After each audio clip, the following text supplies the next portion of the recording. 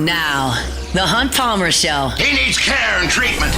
You are now listening to The Hunt Palmer Show, brought to you by Guarantee Health Solutions on 104.5 ESPN Baton Rouge. Is this a great country or what? Locking down the middle of the day, live from the Raising Cane studio. This is Hunt Palmer.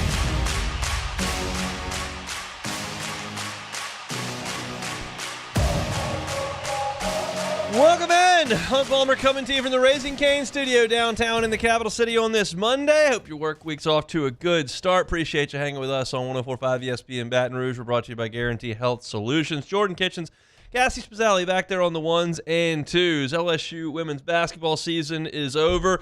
We'll discuss it. LSU football out on the practice field this weekend, plus some disappointing injury news. We will certainly get to all that. The NFL owner meetings are going on out in the Valley of the Sun. We'll discuss that and something Kellen Moore said about Alvin Kamara today. We'll get into that. LSU baseball over the weekend gets 2 out of 3 from Kentucky. The NCAA tournament has its Final Four in one of the best games ever. And oh, by the way, LSU has a new men's basketball coach, if you weren't aware. Kind of a new basketball coach. Kind of an old basketball coach. He's new now. We'll talk about that with our opening drive. Welcome to the big league. It's time for Hunt's Opening Drive, presented by Fabry Chevrolet GMC in St. Francisville. Will Wade stepped off the PMAC stage less than half an hour ago, less than 20 minutes ago in actuality, reintroducing him as the head coach of the Fighting Tiger basketball program. He took questions for about 20 minutes, and I came away with two big picture items from the press conference. One is that Will Wade really likes Louisiana. He really liked it when he was a head coach at LSU. He really liked it when he was a head coach at McNeese. And he said today, if you missed it in his press conference, that he wasn't born in Louisiana, but Louisiana is home. And his wife feels that way. His daughter feels that way. He told a story that his daughter, Caroline, still watches every LSU gymnastics meet on television. And you know the relationships that he has had with Dr. Roos and with Heath Schroyer and with the people, Lee Mallett included there in Southwest Louisiana at McNeese.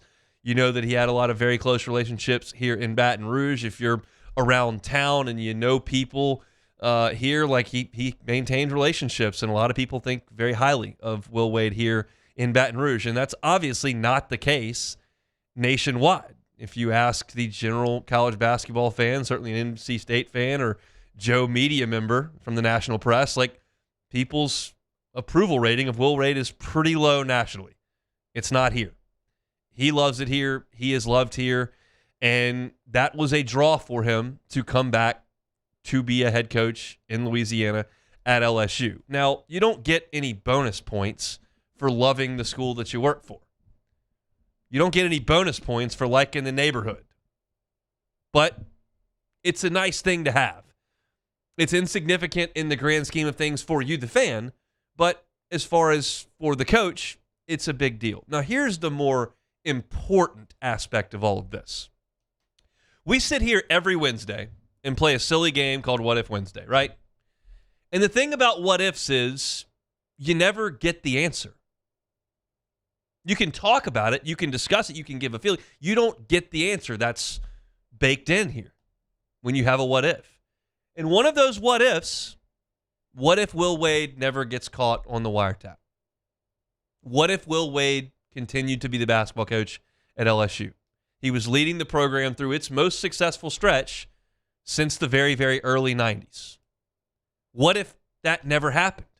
It's a what if that we could have played forever until last week. And now you get your answer. You get to answer the what if. Because Will Wade was talking today, and he said that the last 3 years he was at LSU, the program was essentially operating at, his words, 60%. You had the NCAA breathing down your neck. You had some limitations based on the early findings of the investigation. Your assistants were limited. Will Wade's recruiting ability was limited. Like, you couldn't do all the things that Will Wade wanted to do. Now, part of that was because he did things that you weren't supposed to do. But And he admitted that. He wasn't trying to hide it. But, like, you were limited in that way and still making runs. And now you don't have that. You don't have the NCAA breathing down your neck. You don't have that issue above your head. You can operate at 100%. And secondly, as he described, when you take a new job, and he took a job at Tennessee Chattanooga and then took a job at VCU and then took a job at LSU and took a job at McNeese and took a job at NC State, every single time you do that, you have to get your feet on the ground, for lack of a better term. You've got to meet the people you're supposed to meet. You've got to learn the things that you've got to know. Each different job, each different city comes with its different circumstances. And that can take a new coach time to get up and moving. None of that. Will Wade doesn't need any time. He knows who to talk to. Already talked to him. He knows where to live. He knows where his office is. He knows what league he's in and a lot of the coaches in it. Like, so in both directions, both the adapting to a new thing and then finishing your old thing, start and finish, you've got a clean slate. So we will now get the what if answered. What if Will Wade was allowed to continue coaching at LSU? What if they didn't make that decision to fire him? Well, now you'll know. I think as I assess this hire for LSU basketball, and I talked about this last week, you have absolutely raised your floor as a basketball team. And the floor at LSU in men's basketball is really low. Really low. The floor at LSU in men's basketball is the bottom of the league. I saw Trent Johnson hit it. I saw Johnny Jones hit it. I saw Matt McMahon hit it. Never saw Will Wade hit it. Will Wade's floor here was beating the eventual national runner-up, Michigan, in Maui, in his third game as the coach, and making the tournament every year after that. Won NIT, beat ULL. We play an arena, not a gym. You've been under a rock. Tournament the rest of the way. Now, I'm not telling you Will Wade's going to make the tournament every single year he's at LSU, but I'm telling you that he makes the tournament every year, everywhere he is. That's his past. And so what you've got here is a guy with a very high floor who really wants to be here, who's got a booster base behind him that is energized. I know that for a fact. A national brand which has allowed football, baseball, women's basketball, gymnastics to all win national championships in the last 10 years.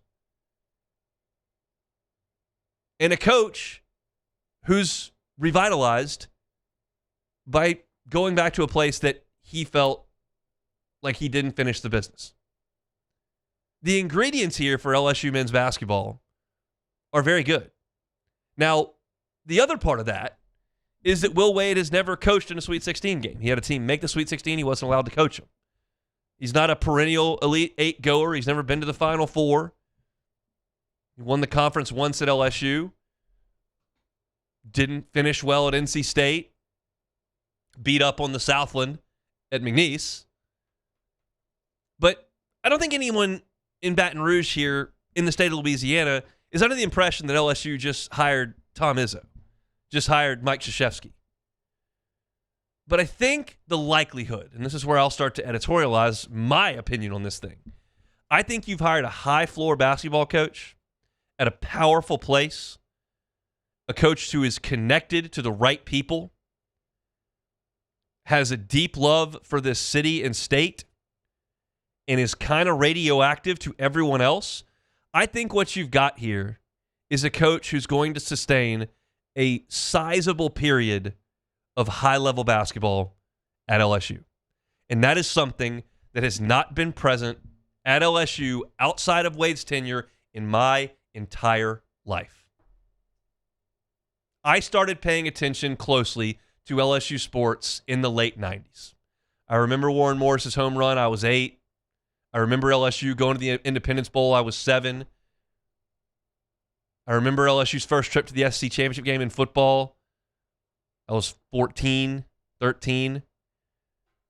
So if you go back and look at that time frame, LSU has had a couple of high highs, Final Four, Trent Johnson's SEC championship team, Wade's SEC championship team.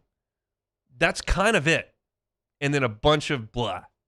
And I think the blah is gone.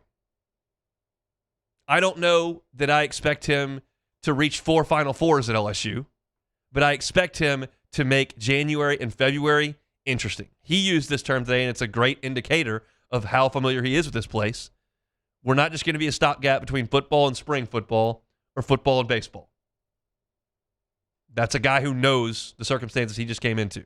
And I think with Will Wade at the helm at LSU, that this basketball program is going to win a lot of games. They're going to make more tournaments than they don't. And if you just get the right lightning in a bottle situation, you can make a run at this thing. It's been proven in the Southeastern Conference. Football schools, and I use some air quotes there, have become forces in basketball. Auburn did it under Bruce Pearl. Bama's doing it right now under Nate Oates. Todd Golden's pretty dadgum good over there at Florida. Rick Barnes has been to 3 straight Elite Eights at Tennessee. It's proven. You can do this. You don't have to be Kentucky to make this thing happen when you got a big budget, a powerful brand, and the right guy at the helm who puts in the work. And Will Wade is revitalized by a second opportunity he didn't know if he'd ever get.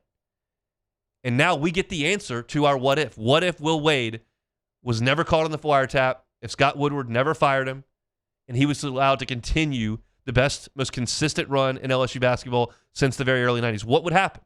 We have our answer. Because Will Wade is back. He doesn't have to worry about NCAA sanctions, and he doesn't have to ramp it up to figure out LSU. He's been here. It's an exciting thing for LSU basketball. Y'all have heard me say this a million times. I love watching that team play basketball. This is a personal thing, but like there's a tiny bit of Will Wade's tenure at LSU that is the reason I'm sitting here. I kept my toe in the media water running a basketball podcast for 18 minutes every morning before I went to go sell insurance. I love that program. And I hate it when it's not any good and it's completely boring and they can't even hold your attention through the 3rd week of January. My gut tells me those days are over. With this guy in charge, I've got a good feeling about what's coming for LSU basketball. And that's an exciting thing. Monday show is brought to you by Guarantee Health Solutions. When we come back, LSU and Kentucky from the box over the weekend. It was a little bit chippy. There was a lot of action. LSU won their first series in a month. I've got a lot of thoughts, both positive and negative. We'll get into all that when we come back. The Hunt Palmer Show. Boudreaux's Electrical Services. Boudreaux's Electrical Services. I'm going to give you the number for Boudreaux's Electrical Services at the end of this read. If you think now's the time to get that Generac home standby generator, Boudreaux's Electrical is who you need to call. Shop local. Go with the local business. Neil and Melissa Boudreaux have been running Boudreaux's Electrical for 40 years, 4 decades. They're going to have full-time employees that come and do the installation. They're going to monitor your Generac home standby generator 24 hours a day, 7 days a week, so that if there are some maintenance issues that need to happen, if there are some mechanical issues that need to be fixed, they know they can send a local person out there to get it fixed so that when your power does go out, that generator kicks on and you are comfortable and have electricity. Go with the local option. That's Boudreaux's Electrical there at 985-397-1562. That's 985-397-1562. Or the Gonzales location at 225-393-89. That's 225-393-89. That's Boudreaux's Electrical. At Parrish, we're built for tough players and tough roofs. Coach is tough on us about preparation, and Parrish brings that same championship mindset. Do business with someone you know. Parrish Construction and Roofing. ParrishBuilt.com.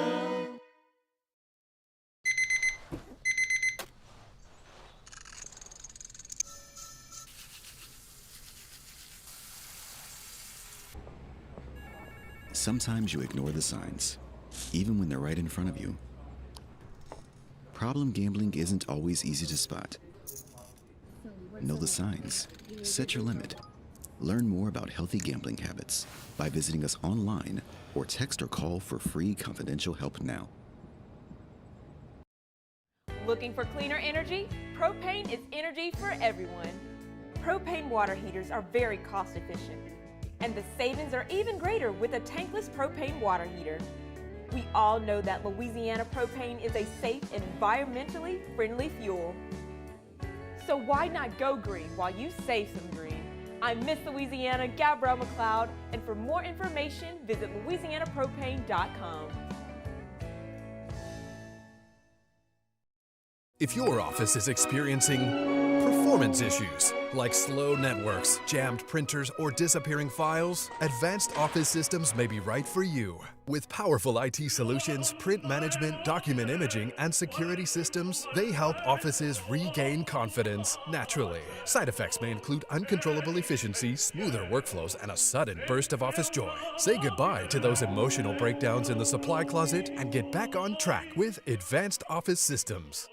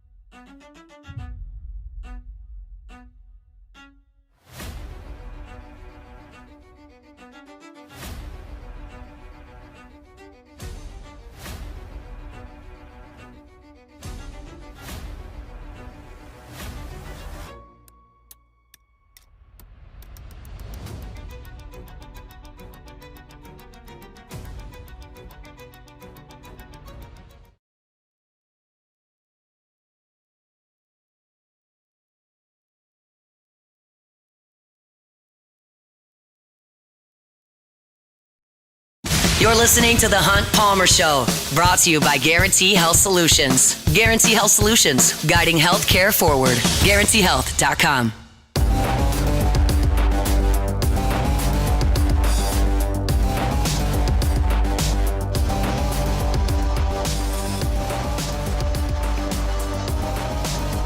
Guarantee Health Solutions brings you our shows every single Monday. Let me remind you about my friends at the Highland Insurance Group, HighlandIG.com. HighlandIG.com is that website. If your business that's looking for a commercial insurance solution, the Highland Insurance Group can absolutely help you out with that, including captives. If you are a sizable operation and you've got great loss history, good risk management, and you're not in a captive, why? Why are you not in a captive? Is it because your broker hasn't shown you that, or because you don't feel like you're a fit? Maybe you've never heard of it. The Howland Insurance Group handles captives all the time. Not every broker is capable of that. Jonathan Carbo and his team at the Howland Insurance Group are. So if you're looking for a solution that may drastically alter your bottom line when it comes to your insurance costs, the Howland Insurance Group can show you that if you are a fit. Check them out online, HighlandIG.com. They're here in Baton Rouge. Online at HighlandIG.com. All right, let's talk some baseball. LSU and Kentucky over the weekend. Tigers get 2 out of 3, their first series win in a month. They had dropped their first 2 in league play and lost to Sacramento State in the week before. So it was nice to get that monkey off your back a little bit. There was some real positive in this weekend. There was some real negative in this weekend. I'm going to split them. I'm going to start with the positive stuff. LSU won the weekend. Let's start with the positive stuff. I'll get to the negative stuff here a little bit later. But offensively, you did produce a lot. You produced a lot of runs. Keep in mind, like in 2 of 3 SEC weekends, LSU has scored 28-plus runs. LSU scored 31 in Nashville, and they scored 28 against Kentucky in 3 games over the weekend. The Tigers hit .320 as a team this weekend. They were 32 out of 100. They had 13 extra base hits to Kentucky's 4. I thought it was a great weekend for Seth Dardar, who was recognized as co-conference player of the week. He was 6 for 10 over the weekend, 4 doubles and a home run for Dardar. He also walked 4 times, so he reached base 10 times on the weekend. This is a guy who was the best hitter on a tournament team last year from the Big 12. It's not like you brought Seth Dardar up from Columbia, where he was previously. You didn't bring him up from High Point. He played in the Big 12 last year. And the Big 12 is not the SEC. It's not the ACC. But the Big 12 can play baseball. And Seth Dardar was over a 300 hitter last year at Kansas State. He entered the weekend hitting .220. I don't think he's a .220 hitter. I think he's better than that. And he showed that over the weekend. 6 for 10, 4 doubles and a homer with 4 walks. He drove in 5 runs. LSU did nothing against Jackson Jelkin of note. Jelkin's pretty good. I told you on Friday it's going to be a high-velocity sinker. He's going to throw it a lot, and he was in the strike zone, and LSU struggled against him for 8 innings. Over the final 17 offensive innings, LSU had 27 hits and scored 26 runs. 22 of those were earned. So, I mean, that's a really good offensive outburst. Mason Braun had 2 really nice swings on Saturday. You hadn't seen that out of him in a little bit. He drove the ball out of the ballpark, which was a great swing. He ripped a double down the right field line, which was great. John Pearson comes up with the swing that LSU absolutely had to have on Sunday. You got down 7-0, and Pearson comes up with the bases loaded. They go to the bullpen for a right-hander, and he buggy whips one out of the yard and really shot the box into life. And that's a swing you had to have. Stanfield was sensational in the game on Sunday. He's driving singles all over the place, up the middle, off the pitcher, into right field again. He was great. It's got to be more guys than just Jake Brown and Derek Curiel. You got to have more than that, and you did over the weekend. You got contributions all up and down the lineup, which I thought was very, very good. Also on the positive was Zach Cowan's effort in the game following William Schmidt on Saturday. Schmidt was able to get you into the 6th inning with shutout baseball. The offense spotted you a little bit of a lead, and Cowan came in and was fantastic. If you look at Cowan's last 8 1/3 SEC innings, so what started at Vanderbilt when LSU was down 1,000,000 on Friday, and they put Cowan in, and he actually allowed LSU to come all the way back and take the lead in that game. And then you say last week against Oklahoma and this week against Kentucky, Cowan in 3 SEC outings, not total. We're not talking about midweek stuff.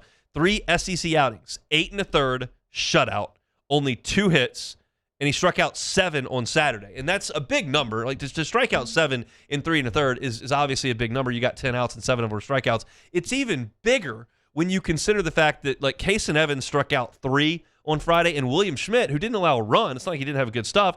William Schmidt only struck out 3 in his 5 1/3. Cowan was just blowing him away. I mean, it was really the changeup that was the difference maker, and they just could not lay off of it. So I thought that was really, really encouraging as well. So when you look at LSU's bullpen, like Gavin Guidry has struggled. There's no doubt. Guidry gave up the home run against Vanderbilt, surrendered the lead last week, and then obviously didn't have it to start the game on Sunday.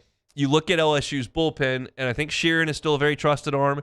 Cowan has got to be in that mix now, and you probably have Rizzi on the back end of that. Rizzi didn't have good control on Sunday, has gotten hit a little bit, has not had the dominant year we thought could be coming from him. But your 2 best relievers now, and the guys that I think you're going to go to slam the door, are going to be Devin Sheeran and Zach Cowan, and I think they're going to do it for multiple innings. This is now, they're going to be what last year Kason Evans and Zach Cowan was. That's what those guys are going to be. They're going to be what Griffin Herring was 2 years ago. We've got a lead. There's 1 out in the 7th. I need to get 8 outs. Okay, then let's go with Cowan. Let's go with Sheeran. That's probably going to be it, and I think that was a good thing. Stephen Milam continues to play sensational defense. I thought that was absolutely noteworthy this weekend. He's able to go in the hole and throw the ball across the diamond. He's able to make plays charging forward. He made that play with the infield in to get the out at home plate, which it was an easy play, relatively speaking, but in that scenario, we've seen time and time again LSU struggle getting the ball home. We've seen bad throws from first base from Zach York. Trent Caraway was late throwing the ball in the game on Friday. It was late throwing the ball in on Friday. Milam made the play and got the out at home. That was a great thing to see. I wanted to point that out, and I like the fact that LSU hit the ball out of the ballpark. That's something that you're just going to have to do to win these games, to win these weekends. And Kentucky didn't hit a home run the whole weekend. That's just a hard way to make a living. And I thought that LSU did some really good things over the weekend. The last piece to this, I started with the offense, talked about Cowan, talked about Milam at defense. The last piece to this is there's no way for me to prove this, but it felt like yesterday was a bit of an inflection point for LSU because you're down 7-0. Not much is going your way. Your pitchers can't throw strikes, and you've lost two SEC weekends. You've lost 3 in a row. It looks like you're going to lose your 4th weekend in a row, and they just got galvanized, and they fought back, and they put up great at-bats, and Jay Johnson's jawing at the Kentucky dugout, and they're jawing back, and it just felt like one of those games that potentially you could point back to and suggest, hey, that's when they may have turned a corner. It's probably ambitious, and maybe there's nothing to that at all. But it felt like they got their back against the wall on Sunday, and they came back swinging. They got up, and they started swinging, and they connected. They threw some haymakers, and they ended up running away from Kentucky. And it may have been one of those galvanizing days where you, one, get confidence because you played well, and two, grow a little bit closer because you were very much in a back-and-forth combat with Kentucky. And I told you on Friday that playing Kentucky will drive you nuts. They are an American Legion summer ball group of goofballs. They're gonna yell boom every time they get to second base. They're gonna stand on top of the plate. They're gonna stare the pitcher down after walks. They're gonna, when they take a pitch with 2 strikes, they're gonna tap their chest and point to the dugout. They take the form of their head coach and manager who's over at third base, and Nick Mingione. Y'all know how I feel about him. I haven't forgiven him for something that happened 16 years ago. That's probably a me thing and not a him thing, but this is the identity of Kentucky. They're going to try to make you mad. They're going to try to talk to you. They're going to try to bunt and annoy you and steal bases. They don't slug. They don't hit for power. They're essentially pretty anemic offensively in what you're trying to do traditionally in baseball. But they do all the other stuff to get under your skin, and it can produce. They won the game on Friday, and they were right there with the 7-0 lead on Sunday. And they've won a lot of games under Nick Mingione. But it will irritate you if you let it. And I thought the bat flip that Dardar threw up, which some people will say that's the coolest thing ever. That's awesome. Go Tigers. Some people will say that's disrespectful to the game and it's egregious and you can never do that. I'm neither one of those places. I'm closer to the middle with the lean towards, hey, you just hit one 435 feet to give yourself the lead in a 3-run jack. I'm all right. Toss the bat. So that showed a little bit of the frustration, the excitement in coming out of it. And maybe, just maybe, for a team that has played so poorly in so many aspects of the game, to have a moment where you come alive and come back against a team that is doing all those things, maybe, just maybe, that's a moment that you bring the group together a little bit. It remains to be seen. You got to go out there and play against Southern tomorrow, and then you got to hit the road and go to Lindsey Nelson and play a team that's licking its wounds after getting walked off 3 times over the weekend. But maybe they developed a little confidence and came together as a team on Sunday with their back against the wall. That's what I can hope, at least. Now, it wasn't all positive over the weekend. There were absolutely some negatives. So we'll take a time out. We'll come back, and I'll get into some of the things that I did not like to see over the weekend. That's next on The Hunt Palmer Show. The Hunt Palmer Show. One Bath and Closets. OneBathAndClosets.com is the website. David Duvall and his team, 30 years redesigning and remodeling bathrooms and closets. And safety is a big deal in the bathroom, especially as folks age. So if there's somebody in your life that's getting up in age, wants to stay at home, but you feel like could be in a hazardous situation in the bathroom, do what you can to mitigate that risk. Put in the non-slip floors. Put in the handrails in potentially slippery areas. Put in the walk-in and sit-down tub that can be more comfortable and safer. Put in the bench in the shower. These can be difference makers, especially as folks age. So if you've never thought about that and maybe want to have the discussion with David Duvall to see what all that entails, he's happy to sit down with you and have that consultation. That part's free. You decide to go through with things and you want to finance them, you can. 0% up to 18 months. That is same as cash. It's One Bath and Closets. Check out the website, OneBathAndClosets.com.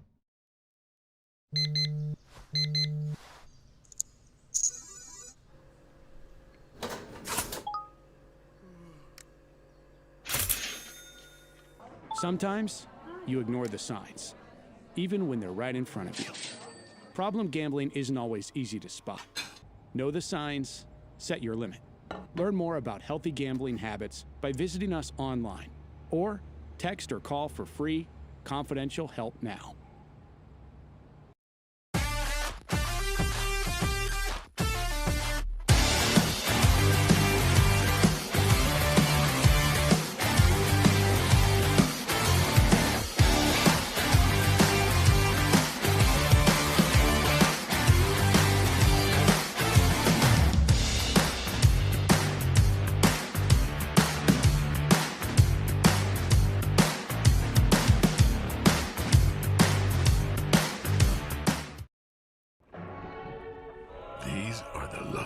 Ice cubes in the world.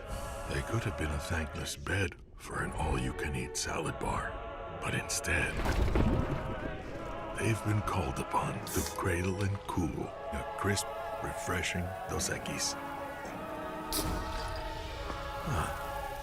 Looks like the lucky just got luckier. Dos Equis. Hi, this is Beth Tarina. Welcome to my pool.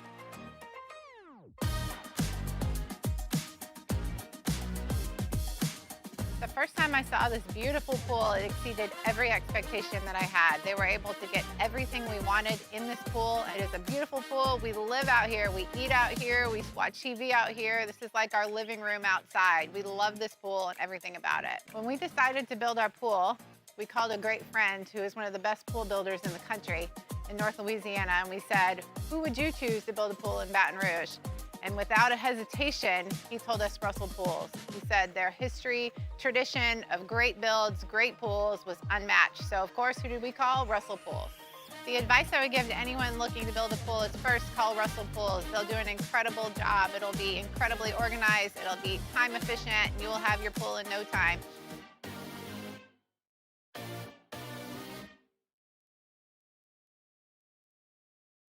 Supreme Jasmine is premium American-grown rice.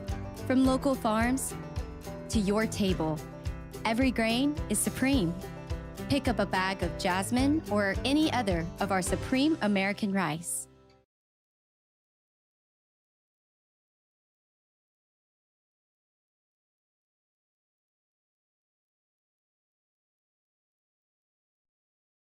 This is the Hunt Palmer Show, brought to you by Guarantee Health Solutions. Guarantee Health Solutions, guiding healthcare forward. GuaranteeHealth.com.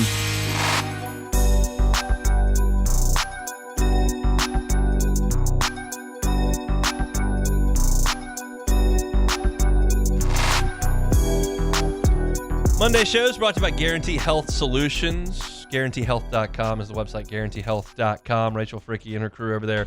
They're awesome. They just do fantastic work in the healthcare space. Their motto is moving healthcare forward. If you are an urgent care, private medical practice, dental office, hospital, you bring on Guarantee Health Solutions to help optimize your operation. They're operational experts over at Guarantee Health Solution. What they do is they'll come in, they'll give a full assessment of your patient's journey. That starts with discovering your healthcare operation and getting in for healthcare. Like how many clicks to healthcare is something that they take very, very seriously at Guarantee Health Solutions. And then once they come in, what's that experience like? Guarantee Health Solutions will do a full assessment of that patient journey once you get in, how they're treated at the front desk, how easy is it once you get your care, and then do you remain in the system? How about getting back in for that follow-up appointment or getting in for that annual appointment? They help with marketing as well. They can help you with SEO. They can help you with a location for your business. They're just here to optimize your healthcare operation. So check them out online at GuaranteeHealth.com, GuaranteeHealth.com. All right, I gave you some positives there for LSU over the weekend. It's positive they won the weekend. It's positive they came back fighting on Sunday. It's positive they scored 28 runs in 3 games. It's positive that Zach Callen was great and William Schmidt didn't allow a run. All that's positive. There were some real negatives and some concerning ones. Kason Evans had an opportunity to build off his best outing as a Tiger against Oklahoma, and he went out on Friday and was just bad for the beginning of his outing. He walked the first hitter on 4 pitches. Like, the biggest thing you're trying to do against Kentucky is keep the leadoff man off base. He walks the leadoff man on 4 pitches. He hits the 2-hole hitter on the second pitch. And it was like that for the first 3 innings of the game. He just had no fastball command whatsoever.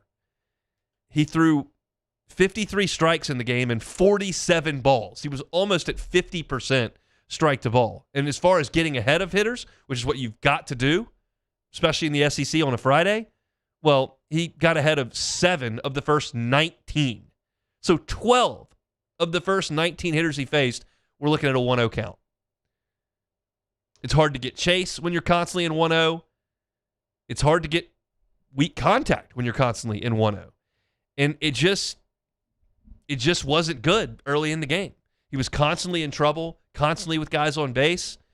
Now, he kept it together because Kentucky offensively doesn't have much punch. They just don't hit doubles and they don't hit homers, which is why I don't think they're ever going to win anything playing like that under Nick Mingione. So he kept it together, and you look at his line, and he allowed 4 earned runs in 6 innings. Like, that's not a disastrous outing for a starting pitcher really at any level. 4 earned runs in 6 innings.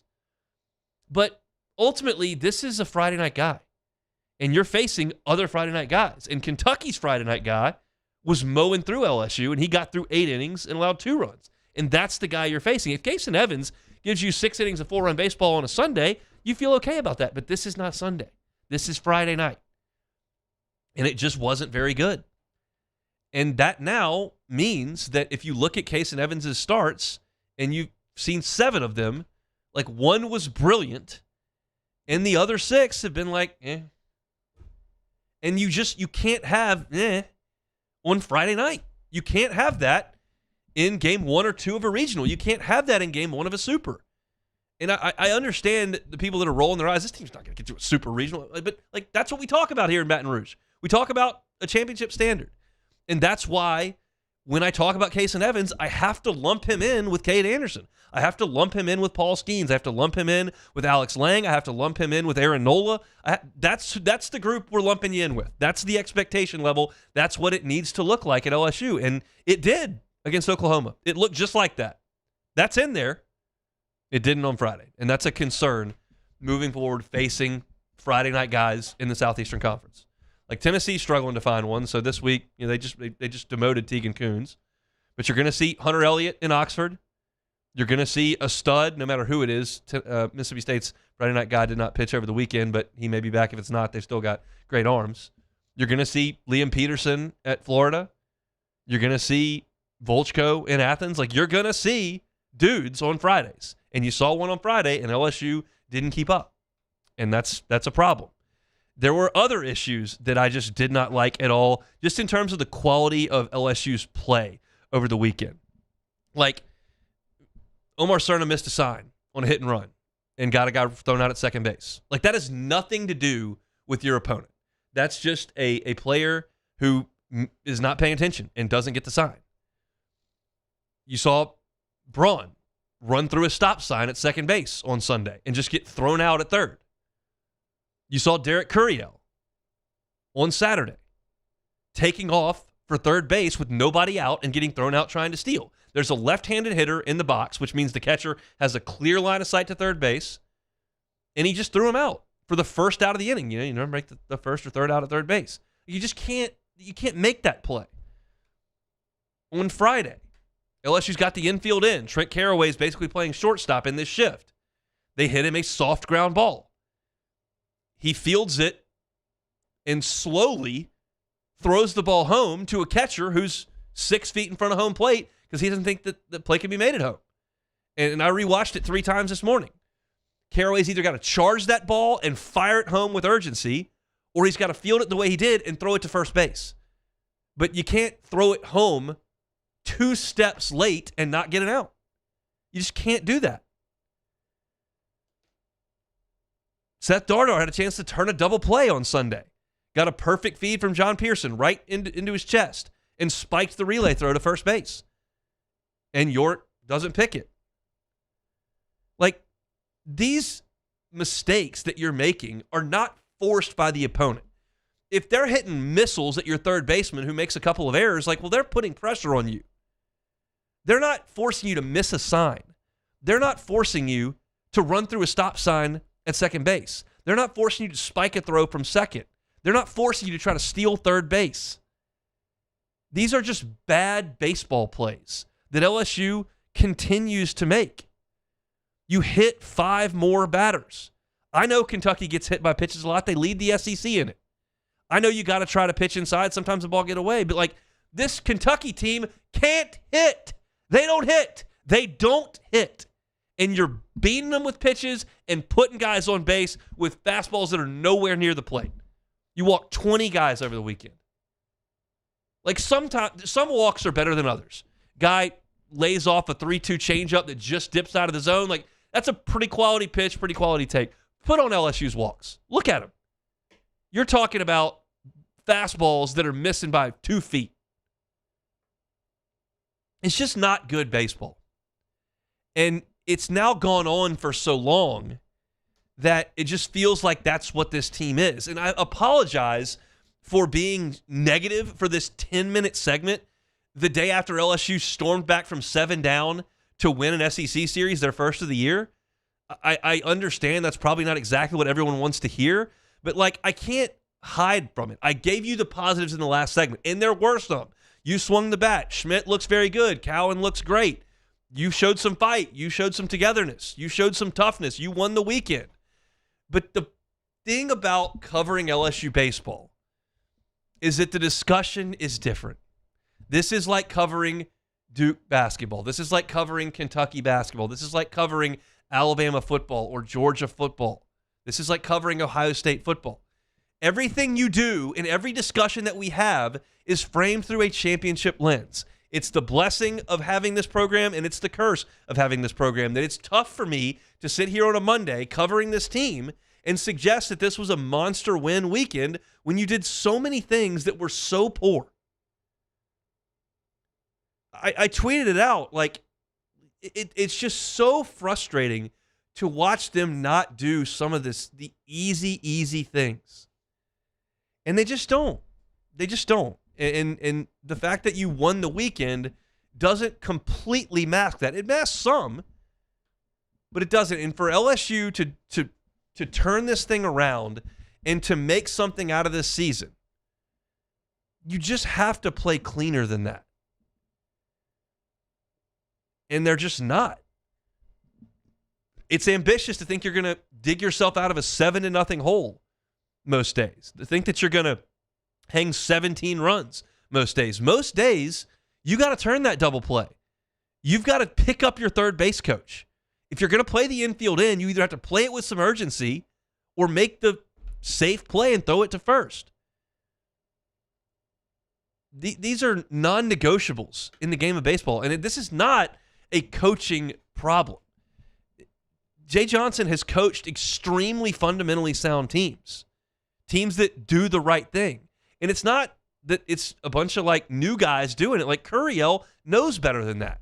And Jay said in the postgame, he's like, yeah, you got to be careful with the discipline there because you want Derek Curiel to play aggressively. The best way to come out of a slump is to swing the bat. The best way to make something happen positive is to go make something happen.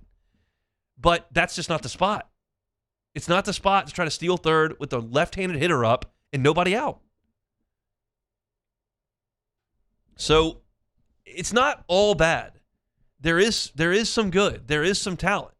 And that's probably what makes it the most frustrating thing is that there are going to be times in every sport that we cover, LSU baseball, LSU football, the Saints, LSU basketball, like there are going to be seasons where you look up and you go, well, this team just has no chance. LSU men's basketball late January this year.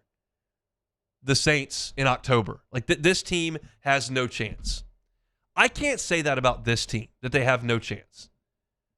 Because I've seen what Kason Evans can be. I've seen what William Schmidt can be. It's possible that Cooper Moore comes back and really helps. I think that Seth Dardar can be better than he's been for 2 months. I think Stephen Milam can be better than he's been for 2 months. I think Jake Brown is a star. I think Derek Curiel is a star. I think Omar Cerna has massive potential. Like, there are some real pieces here, and I'm looking around at a league where 7 teams got swept this weekend. 7. There were 8 SEC series. LSU and Kentucky split. LSU won the series, and everybody else got swept. Arkansas got swept. You're tied with them in the league. Auburn got swept by Alabama. Oklahoma. Like, teams are getting swept. There's some vulnerable teams out there. The standings are jumbled. You're not in a terrible spot relative to the rest of the conference. Your RPI is not any good. I don't really care about that right now, but your RPI is not any good. Your non-conference had some significant issues. You haven't played very well, but you're not in the worst spot I've ever seen. And this is the way that I've characterized it, and this is probably a flawed way to look at it. I will admit that this is probably a flawed way to look at it. But if you can go 14-13 over 27 SEC games outside of South Carolina, 14-13, that's 500 ball. Now you're 2 games under it, so you're going to have to flip that. But 14-13 for the other 9 weekends, and you can beat South Carolina 3 times. You host a regional. 500 ball, sweep South Carolina. 500 ball, sweep South Carolina. Now, Texas A&M tried to lean on that last year, and they clawed their way all the way back up to it. Then you got the Missouri series right on a platter. Got to win all 3 of these, and you got swept. So, it's flawed. I get it.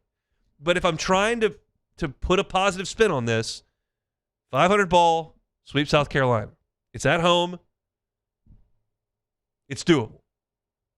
But you got to play better.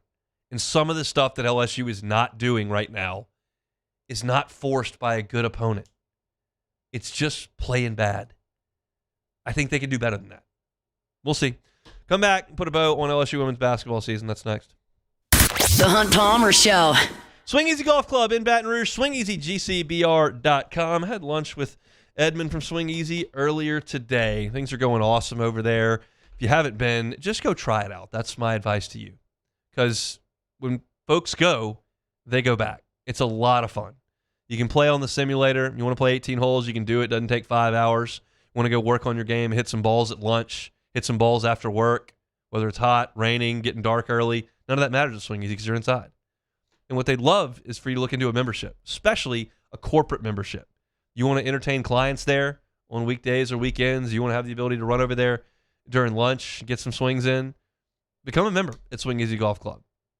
Get you some perks, opportunity to get some hours free at the beginning of the month. Ask about it when you go in. They're on Segan at Perkins, the Swing Easy Golf Club, online at swingeasygcbr.com. When it comes to industrial construction, River Parish Contractors can do it all. Mechanical, structural, custom fabrication, specialized welding, and turnaround services. Strategically located in between Baton Rouge and New Orleans, we have the local team with the experience and commitment to safety to manage the most complex industrial projects. Period. Here's the deal. Partnering with us means your project is delivered on time, on budget, and most important, safely. River Parish Contractors, let's get building.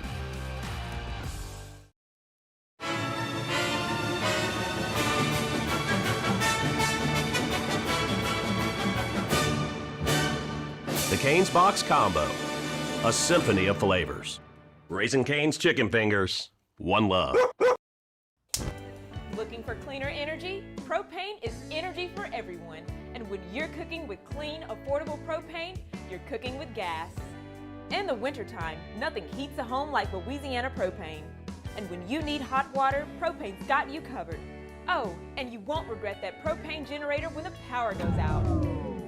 I'm Miss Louisiana, Gabrielle McLeod, and to find more information and to find a propane dealer near you, visit louisianapropane.com. Who bears the standard?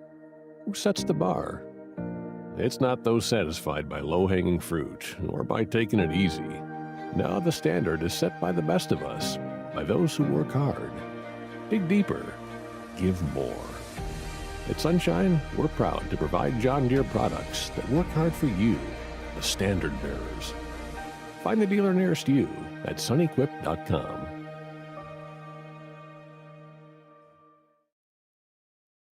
After a decade of working in private duty nursing, I know how hard it can be to find compassionate care for the ones that you love the most. So I started Decision Critical, a premier concierge nursing agency, so we can take care of you wherever you are.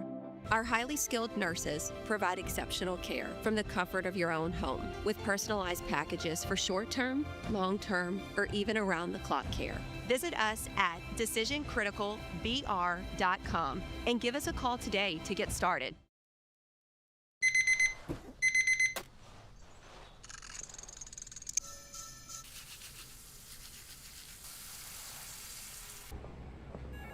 Sometimes you ignore the signs, even when they're right in front of you.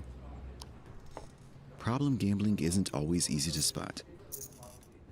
Know the signs. Set your limit. Learn more about healthy gambling habits by visiting us online or text or call for free confidential help now.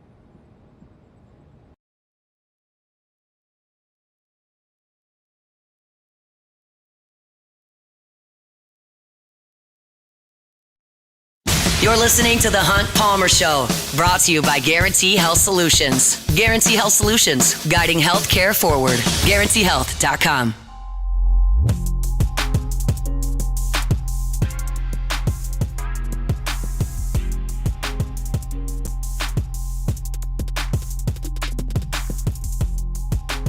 Looking for a new truck in this new year?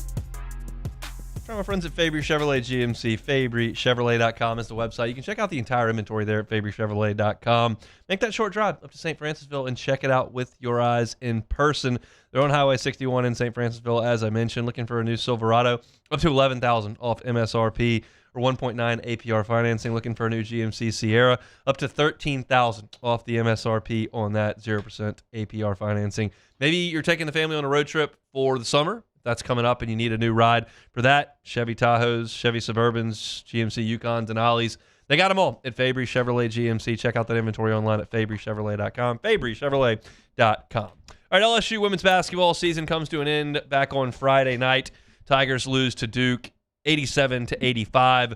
Couple things. One, a great fight to get back in it. Looked like LSU was cooked with 2 minutes to go and really did a nice job getting a couple of stops, getting the ball to Michaela Williams, getting the ball to the rim, making clutch shots, and took the lead and could not hold that lead. Duke draws up a nice inbounds play, gets the ball in, a little pump fake. Then you get Flaugier moving on the pump fake and then come back and knock down a shot. And sometimes folks hit shots, and Duke's basketball programs know that very well. After this weekend, they hit one in the women's game against LSU and had one hit on them in the men's game by UConn. So a good fight and a good shot by Duke to finish it. Ultimately, the story in this game to me is that LSU cannot allow Duke to score 87 points. That is not a Kim Mulkey defense. We talked to Reed Darcy from The Advocate back on Friday, and he felt like they were really playing well on the defensive side. Clearly, you had a step down in competition in weekend number one of the NCAA tournament. That's the case every year. But they looked like they were playing well defensively, and they just did not play well defensively in this game. There wasn't anything on the stat sheet that really popped for Duke. They shot 42%, 27% from three. They shot 78% from the line, made 18 free throws. But I think the big deal was 20 offensive rebounds, and you allow somebody to get to the offensive glass with that kind of frequency. Offensive rebounds lead to two things if you're on the defensive side.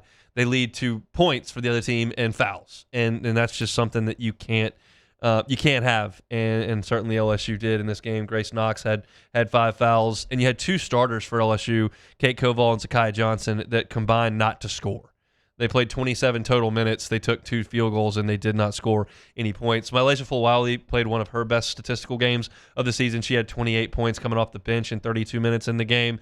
But it just wasn't enough because LSU defensively and on the glass wasn't good enough. And that's, I think, the story of this game. That's a disappointing exit for LSU because of the firepower that they had offensively. You feel like you got a chance to beat just about anybody if you shoot it well. And LSU did shoot it well in this game. I mean, if you'd have told Kim Mulkey you're going to shoot 46% from the floor and you're going to make 16 out of 17 free throws, I think she would have taken that one. And I think she would have taken 85 points before they tipped it off in the game. But ultimately, you gave up 87, and the last 3 came right there at the buzzer. It rattled around and went down. So disappointing, and Flaugier's career will end. But you could get a lot of players back from this team. We'll see what Mylasia Fulwiley decides to do, but Michaela's got another year to play. You got a really talented freshman class that they got a lot of minutes this past year. And so we'll see what happens when they run it back. The portal's always going to be vital, and LSU's always a pretty big player in the transfer portal. If you can go get a couple impact players from the transfer portal, it should be a really, really solid team again next year. But this one felt pretty good. I felt good about this team watching them play against South Carolina in the PMAC. I thought this team is good enough to beat South Carolina. I would pick South Carolina to beat them if they played, but they can beat South Carolina, and that's kind of where the litmus test is. We never got to see them against UConn, and certainly didn't get to see them against UCLA on Sunday.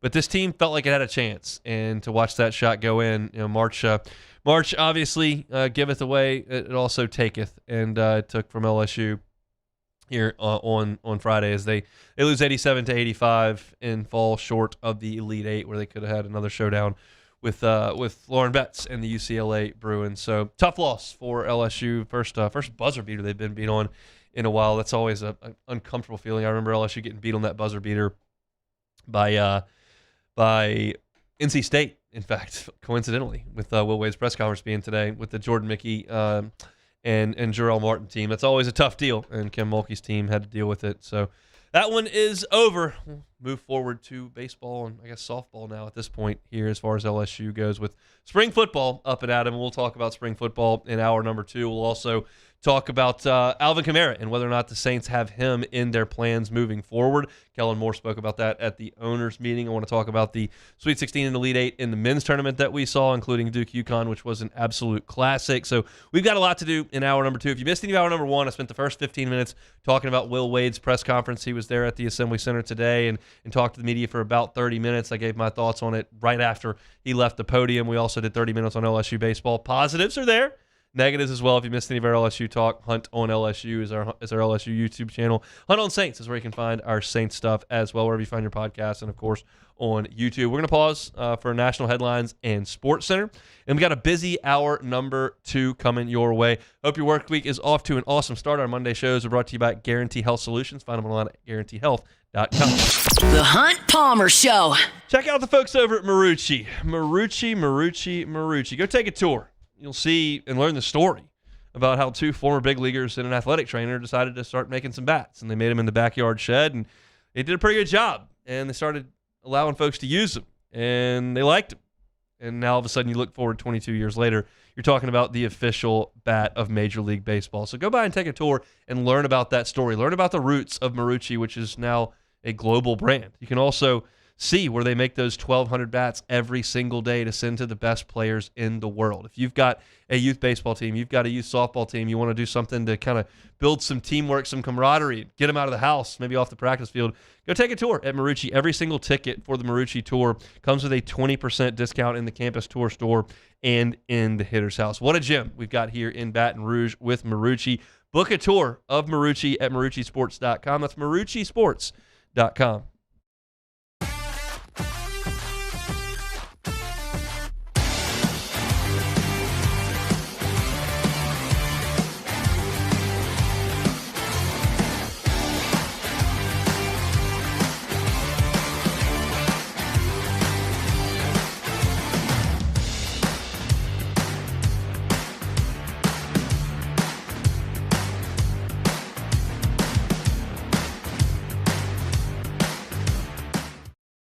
At Parrish, we bring the same commitment to your home that champions bring to the game. Do business with someone you know. Parrish Construction and Roofing.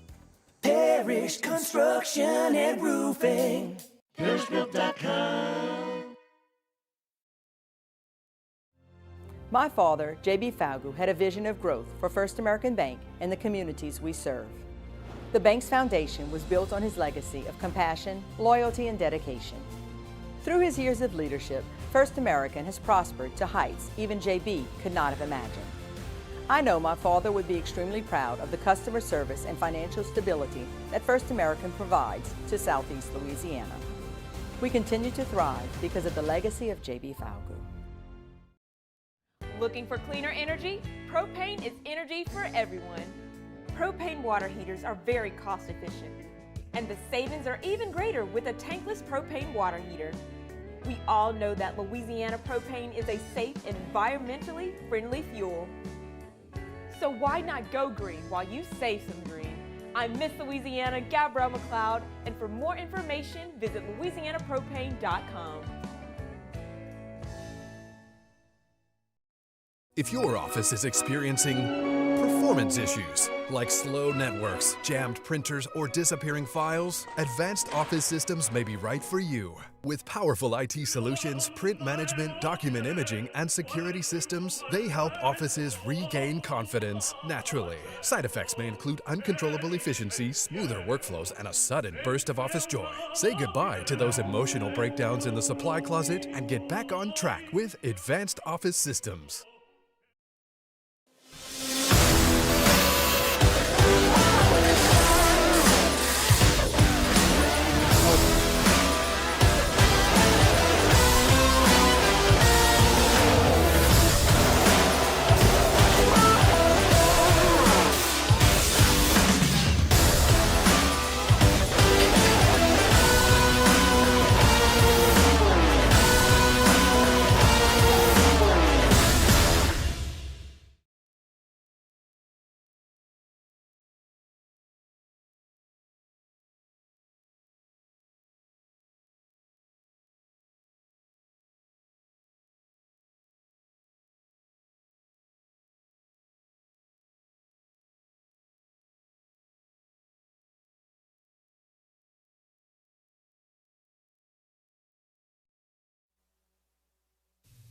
This is SportsCenter.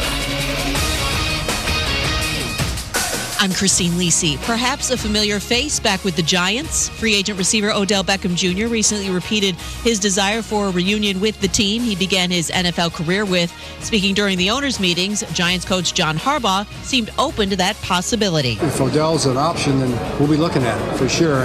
And he and I do talk, and we do text, and we've maintained a really great relationship. He's one of my very favorite people in the world. So it's not like, you don't talk to guys about things like that. And certainly we have. We'll just have to see where it all goes, what's best for him, what's best for the Giants. OBJ played for Harbaugh in Baltimore in 2023. Cowboys still not sure if receiver George Pickens will be attending OTAs, which begin in a couple of weeks. Coach Brian Schottenheimer told reporters they'll see where it goes. He added OTAs are voluntary. Dallas hasn't had talks with Pickens reps on a multi-year deal since tagging him. NBA Timberwolves upgraded star Anthony Edwards to questionable against the Mavericks tonight. He's missed the last 6 games with a right knee injury. Minnesota and Houston are tied for 5th in the Western Conference.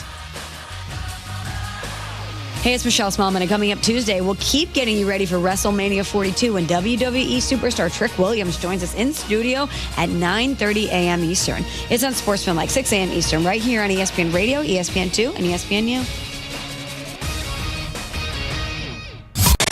Now, The Hunt Palmer Show. He needs care and treatment.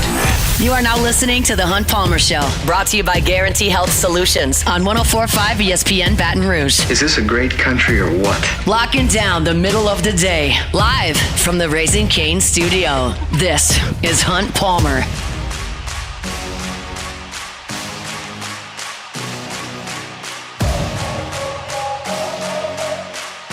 Hour 2, Monday edition of the Hunt Palmer Show, brought to you by Guarantee Health Solutions, online at GuaranteeHealth.com, GuaranteeHealth.com. We'll talk about the NCAA men's basketball tournament coming up here in a little bit, and Kellen Moore addressed the future of Alvin Kamara with New Orleans. We'll do that in 15 minutes. But right now, unfortunately, some news over the weekend. Matt Moscona over at LouisianaSports.net broke the news that Gabriel Relaford is dealing with a torn ACL. He will miss an extended period of time. I would suggest, I'm not a doctor, and we can talk about it on Wednesday when we have the folks from Ochsner in, but I don't know if a March ACL tear is great news for the end of next season for Gabriel Relaford. Hopeful that he could potentially come back for late in the season, or if LSU were to make a postseason run that could go into January, maybe. But obviously a huge portion of the season is going to be lost for him, if not all of it. And that happened last year when he had the shoulder injury. So just very, very difficult for Gabriel Relaford. I feel terrible for him to work hard to recover from an injury and to go out there the second day of spring workouts and tear your knee up. It's just brutal. And I think the biggest story here is just Relaford. It's how disappointing that has got to be for him personally to have that happen. Because when you look at LSU's depth chart, they have the resources to absorb this. You want Gabriel Relaford, and I would suggest he was either second or third on the depth chart at defensive end. It should be noted, again, the first or second day of spring football is not a set-in-stone depth chart by any stretch of the imagination, but running with the first team on Tuesday and Thursday of last week were Prince Will Umanmielen and Jordan Ross, the 2 transfers. Umanmielen was big sack guy for Ole Miss last year. Jordan Ross, former 5-star recruit at Tennessee, who's transferred in. Those were the number 1s, and with the number 2s, you had Gabriel Relaford and Dylan Carpenter running, and those are 2 veteran guys here that have been at LSU for 3 and 4 seasons. So you look at LSU's depth chart at defensive end, and it looks something like this. You've got Prince Will Umanmielen, who is absolutely going to be one of the starters on the edge. Jordan Ross feels like a likely second starter on the defensive edge. Then you've got some returners in Dylan Carpenter and Damian Shanklin, Kalaj Cobbins, who have been in the program now for 1 year in Shanklin's case and for a couple of years in the case of Cobbins and Dylan Carpenter. And then you've got a transfer in Jalen Brown, who comes from Missouri, then to South Carolina, and comes in. And then you've got Trenton Henderson and Lamar Brown in the freshman class. So even without Relaford, that's 8 guys. And I would suggest that a likely depth chart looks something like Prince Will Umanmielen with the first team, Jordan Ross with the first team, and then a backup group of Dylan Carpenter and Jalen Brown, who are older players. And I think Lamar Brown is probably a guy that they feel like they can get to the field pretty quickly. Now, that remains to be seen because Lamar Brown is not an early enrollee. He's already on campus. I guess you can't use that term. Goes to high school on campus. He will be with the team starting in the summer in June, July, go through those workouts, and then his first practice as an LSU Tiger will be the first day of fall camp in very early August. So whether or not you want to count on a kid at that point to help you early in the season, I guess remains to be seen. But he's pretty big talent. Number one player in the country. That's a guy that you're probably looking to get to the field pretty quickly. But that's 5 guys, and it doesn't include Damian Shanklin, Kalaj Cobbins, Trenton Henderson, some depth pieces. So you're not short talent here. You're not short depth here. It's just a disappointing loss for LSU, and it's very disappointing for Gabriel Relaford to have 2 years in a row massively impacted by injury. There are some people at LSU that are very high on Gabriel Relaford, and hopefully he comes back from this and can help LSU at some point. But they've got some guys. They need this position group to be more impactful than they were last year. You just didn't get a lot of production from your edge players last year. I don't think they had bad years. They made a lot of tackles. They played a lot of snaps. I just don't know that it was a huge impact position for LSU. You look at Jack Pyburn, who played in 12 games for LSU. He had 2 sacks and made 5.5 tackles for loss. He hurried the quarterback 8 times. Patrick Payton, who had monster sack numbers in his time at Florida State. His time at Florida State, statistically, was about the same as Kiki Mingo's time at LSU. And then he comes to LSU, and Payton had 1 sack in 13 games. He had 9 pressures of the quarterback. Jamari Butler comes in from Nebraska, plays 12 games, 2 sacks, hurried the quarterback 6 times in 12 games. Every 2 weeks, he's getting back there once. Butler made 24 tackles. You look at Dylan Carpenter last year. He played in 10 games. He had 2.5 TFLs, 2 sacks. You just didn't get a lot of juice. There just wasn't a 5, 6, 8, 10 sack guy. Like your sack leader last year on this team was Harold Perkins with 4 as a linebacker, basically. I forgot to look up where LSU ranked in the SEC in stats, so I'll do that right now. But I thought preseason, I did this on my bold predictions, I thought that LSU would be among the SEC leaders in sacks. I thought that what Kevin Peoples had done with Savion Jones and with Braden Swinson was going to translate to the defensive ends the next year because they had a bunch of veteran guys. It just didn't. You were 10th in the SEC in sacks with 27. Look at sacks per game. LSU was 12th in the SEC, a 16-team league. I mean, you look at the teams that were worse than you for sacks. Arkansas, oof. South Carolina, oof. Mississippi State, oof. And then Georgia was last in the SEC in sacks, which tells you, like, you don't have to have them to be a good defense, as Georgia had a pretty good defense last year. But that's just not enough havoc being created. And Gabriel Relaford is a guy that I think was going to compete for starting playing time and going to potentially be a producer for this team on the edge. Now you look at it, Uman Mielen should have a really nice year. Can you unlock Jordan Ross's 5-star potential? He wasn't really productive at Tennessee. Can you find that from him?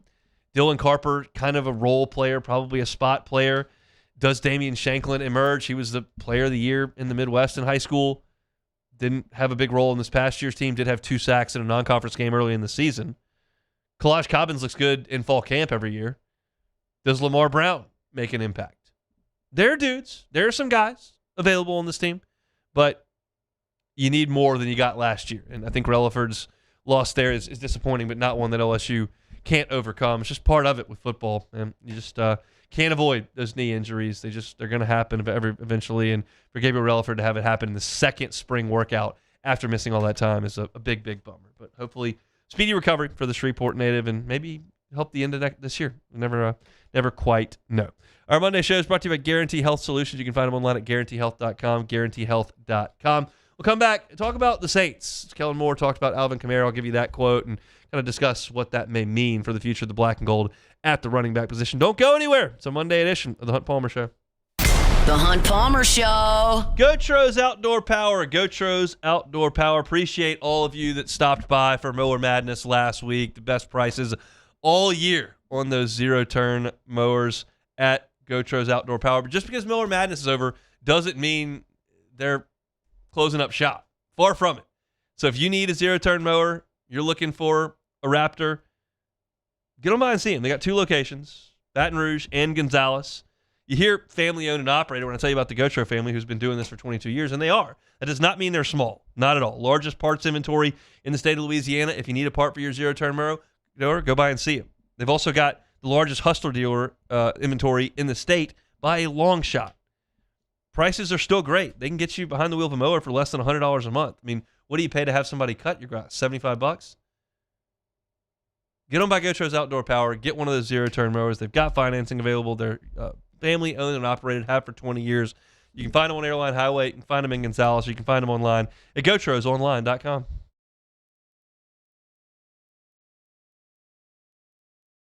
At Auctioner, we know healing is a team sport.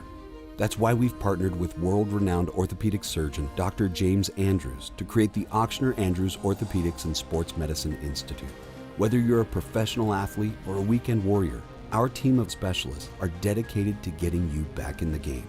So whatever your reasons are for reaching your personal best, we've only got one. You. Auctioner Andrews Institute. Long live you. The experts at Hood Dental Care want you smiling bigger and healthier than ever. New patients can get a healthy gums cleaning for just $89, plus a free exam and full mouth x-rays. A $376 value. With over 3,000 five-star Google reviews, 5 local locations, and easy online scheduling with same-day care. Hood Dental makes it simple to get started. And we always have other great giveaways for new patients. Check out hooddentalcare.com and schedule your appointment today. When it comes to industrial construction, River Parish Contractors can do it all. Mechanical, structural, custom fabrication, specialized welding, and turnaround services. Strategically located in between Baton Rouge and New Orleans, we have the local team with the experience and commitment to safety to manage the most complex industrial projects. Period. Here's the deal. Partnering with us means your project is delivered on time, on budget, and most important, safely. River Parish Contractors, let's get building.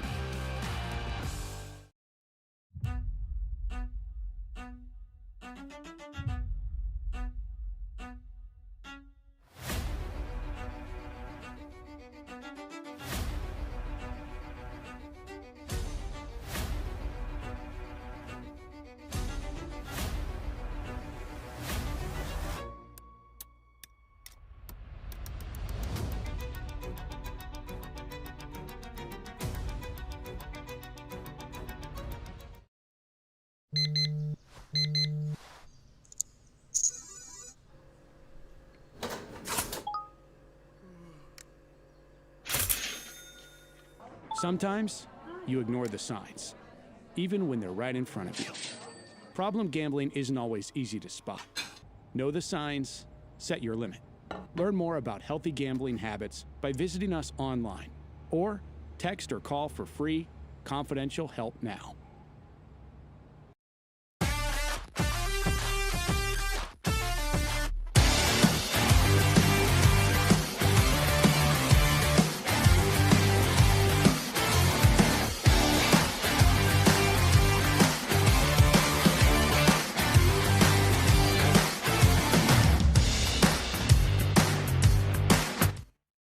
You're listening to The Hunt Palmer Show, brought to you by Guarantee Health Solutions. Guarantee Health Solutions, guiding health care forward. GuaranteeHealth.com.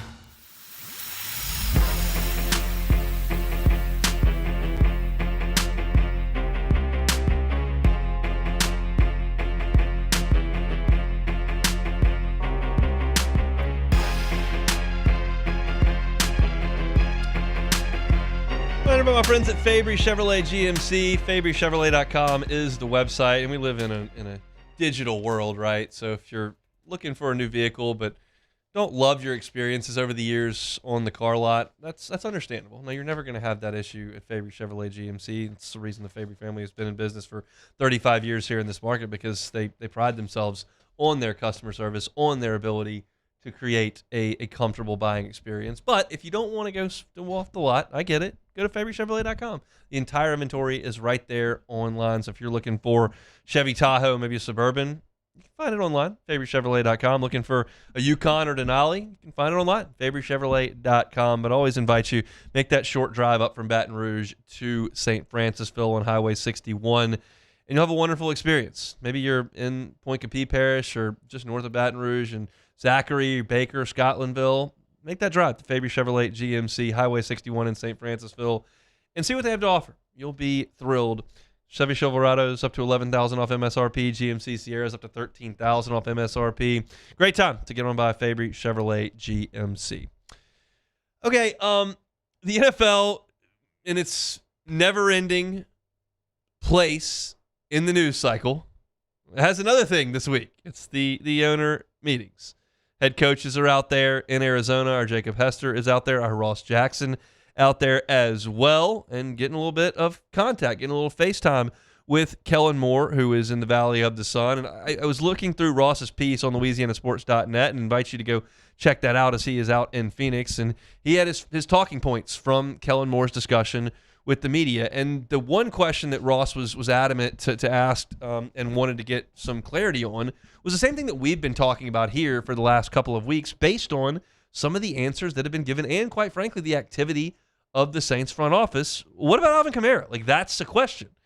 And that was asked to Kellen Moore. There are two quotes here, and they just happened, so we had the text as opposed to the sound. Matt may have the sound a little bit later on his show, but here's what Kellen Moore had to say about the future of Alvin Kamara. Quote, "He means the world to all of us. You get in this full offseason process. Certainly we feel he's in that room.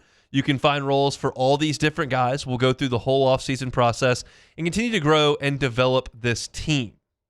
That soundbite made it sound like there's a good chance that there's something that will happen with Alvin Kamara. You hear about going through the offseason process and continuing to grow and develop the team. Like, that sounds like making changes to me. But that's me reading between those lines.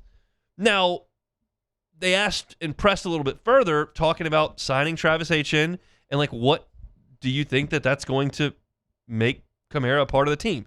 Here's what Kellen Moore had to say. Quote, "He's certainly on the roster and part of that running back room. We feel like there's ways you can manipulate all those guys and put them in plenty of situations. Look at our season last year. Look at probably just about every NFL season. Plenty of running backs play. We feel fortunate that we're able to acquire Travis in free agency, but there's still a lot of work to be had out there." It's cryptic in a way. It's certainly not banging the table and suggesting that Kamara is definitely going to be with the team. And that, to me, very much leaves the door open for the possibility that he's not. And I think that's something that obviously is being considered right now. Whether or not the Saints go through with it remains to be seen. But I think that there is certainly a discussion about moving on from Alvin Kamara, and I think that's borne out in the answers, or lack thereof, that you're seeing from Kellen Moore. Now, what about Cam Jordan? Kellen Moore was asked about Cam Jordan as well. "We love Cam," Moore said. "Obviously, we think the world of Cam. It's an offseason process. It's a free agency process that every team and player get to have. We obviously will let that process take its course. We love Cam, and so we'll see where it takes us." That's the nothing burger that you've known Kellen Moore for. I think he's a good coach, and I think that his sound bites are not good. They're not good, and that's okay. But it's, to me, shaping up like this. I feel strongly that Cam Jordan wants to play in the NFL. I feel strongly that he's not receiving significant financial compensation to his liking, because if he had, he'd be signed. He's talked to the Saints. There were rumors about the Chiefs. But if there's no deal done, then there may not be one to his liking.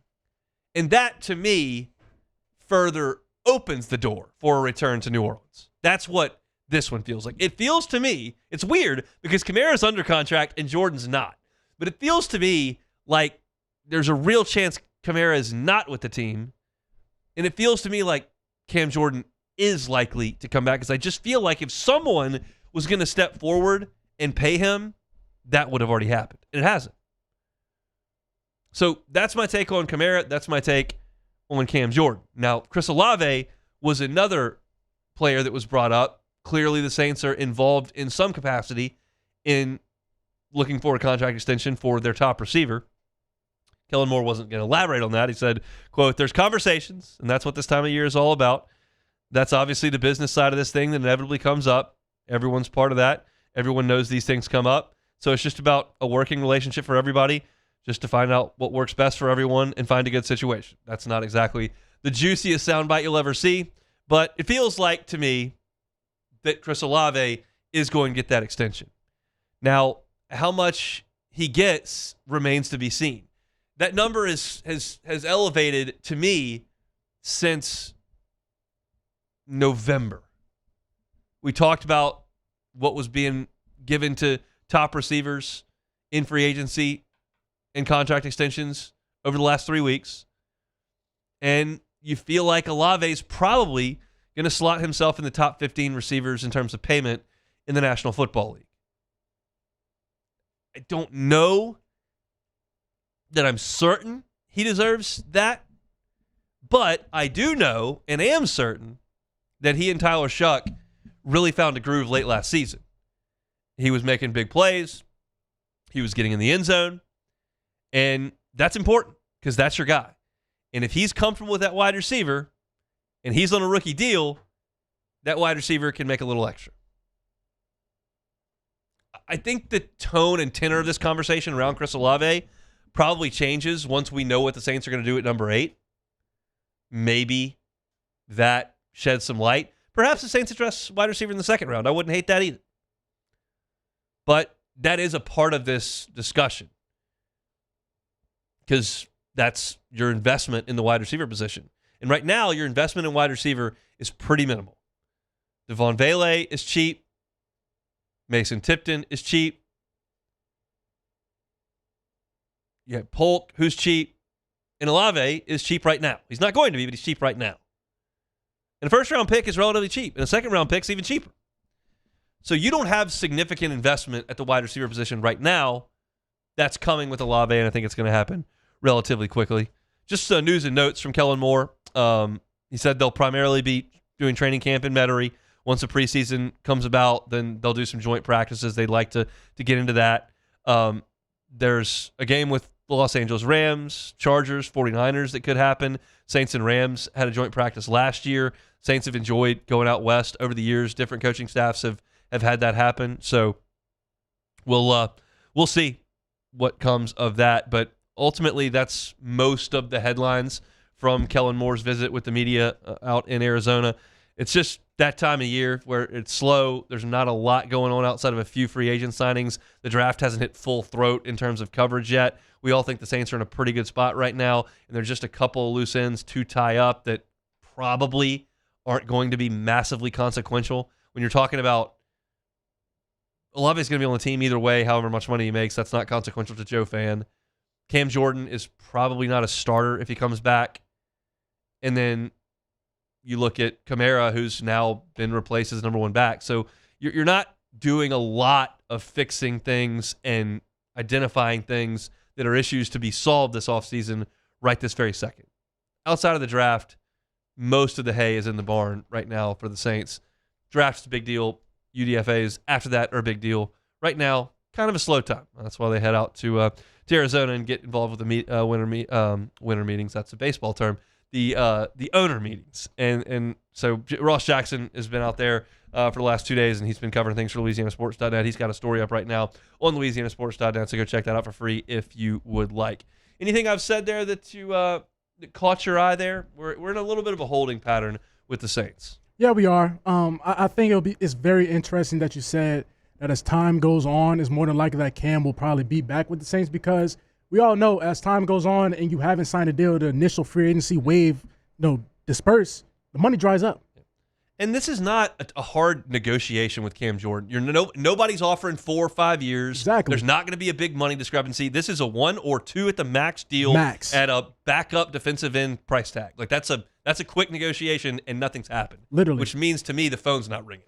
It means that, or the phones have rung, but the deals that have been placed are like, oh no, he thinks he's worth more. Well, because again, as time goes on, the money's going to keep drying up. You're not going to get this big contract the longer free agency you move towards the draft and free agencies in the past. So I do like the option that he can return just off, it's the man. He's the Saints all-time sack leader. He's been here forever, so I would like that. And he hasn't done a job of burning a bridge. He hasn't done anything crazy or. I don't see that coming. Oh, him burning a bridge? Yeah. Yeah, nah, don't go with the Falcons. Don't get in sweet talks like the Panthers been hitting me up and all of this. Just keep it hush, okay? The Panthers don't do that. hitting me up. Yeah, the Panthers hitting me up. Oh, yeah, Baker Mayfield's been texting me like, no, don't do that. Don't do that.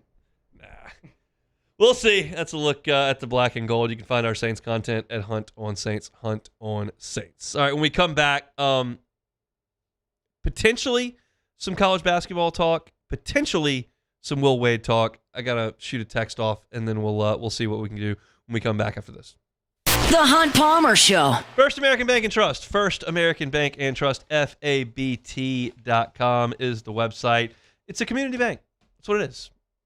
People in your community that own, operate, work for this bank, and more importantly, the decisions that are made regarding your commercial loan, your personal loan at First American Bank and Trust are made in your community. That's the difference.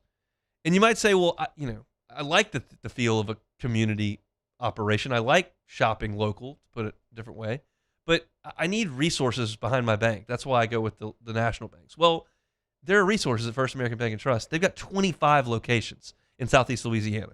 It's not a mom and pop shop. They're not small. They're just local. So if you're looking for a new bank, want better customer service from your bank as opposed to being a line item for somebody in Chicago or Atlanta, First American Bank and Trust, 25 locations throughout Southeast Louisiana, can help you out with that. They've been doing it 116 years. A lot of folks have trusted them. You can be the next to do it. Check them out online at FABT.com. It's First American Bank and Trust. Hi, this is Beth Serena. Welcome to my pool.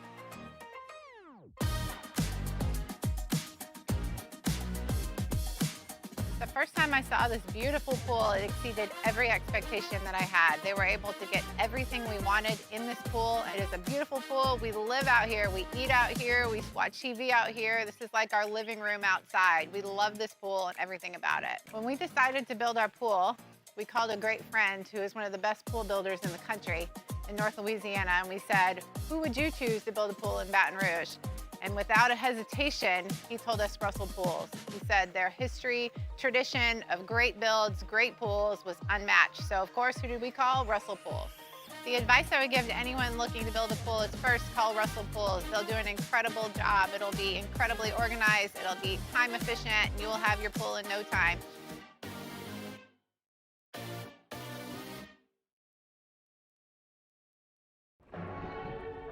These are the luckiest ice cubes in the world.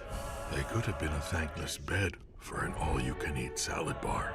But instead, they've been called upon to cradle and cool a crisp, refreshing Dos Equis. Looks like the lucky just got luckier.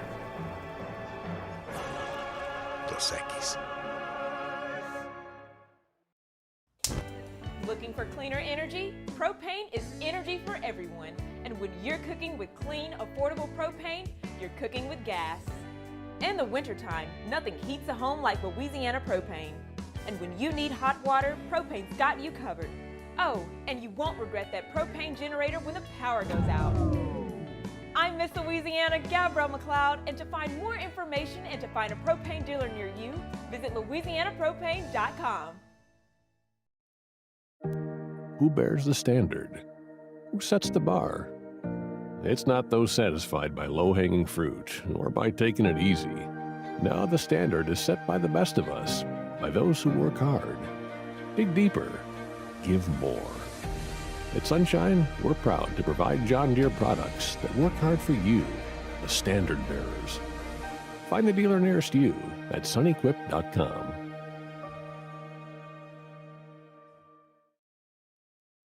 After a decade of working in private duty nursing, I know how hard it can be to find compassionate care for the ones that you love the most. So I started Decision Critical, a premier concierge nursing agency, so we can take care of you wherever you are. Our highly skilled nurses provide exceptional care from the comfort of your own home with personalized packages for short-term, long-term, or even around-the-clock care. Visit us at Decision Critical. You're listening to The Hunt Palmer Show, brought to you by Guarantee Health Solutions. Guarantee Health Solutions, guiding healthcare forward. GuaranteeHealth.com.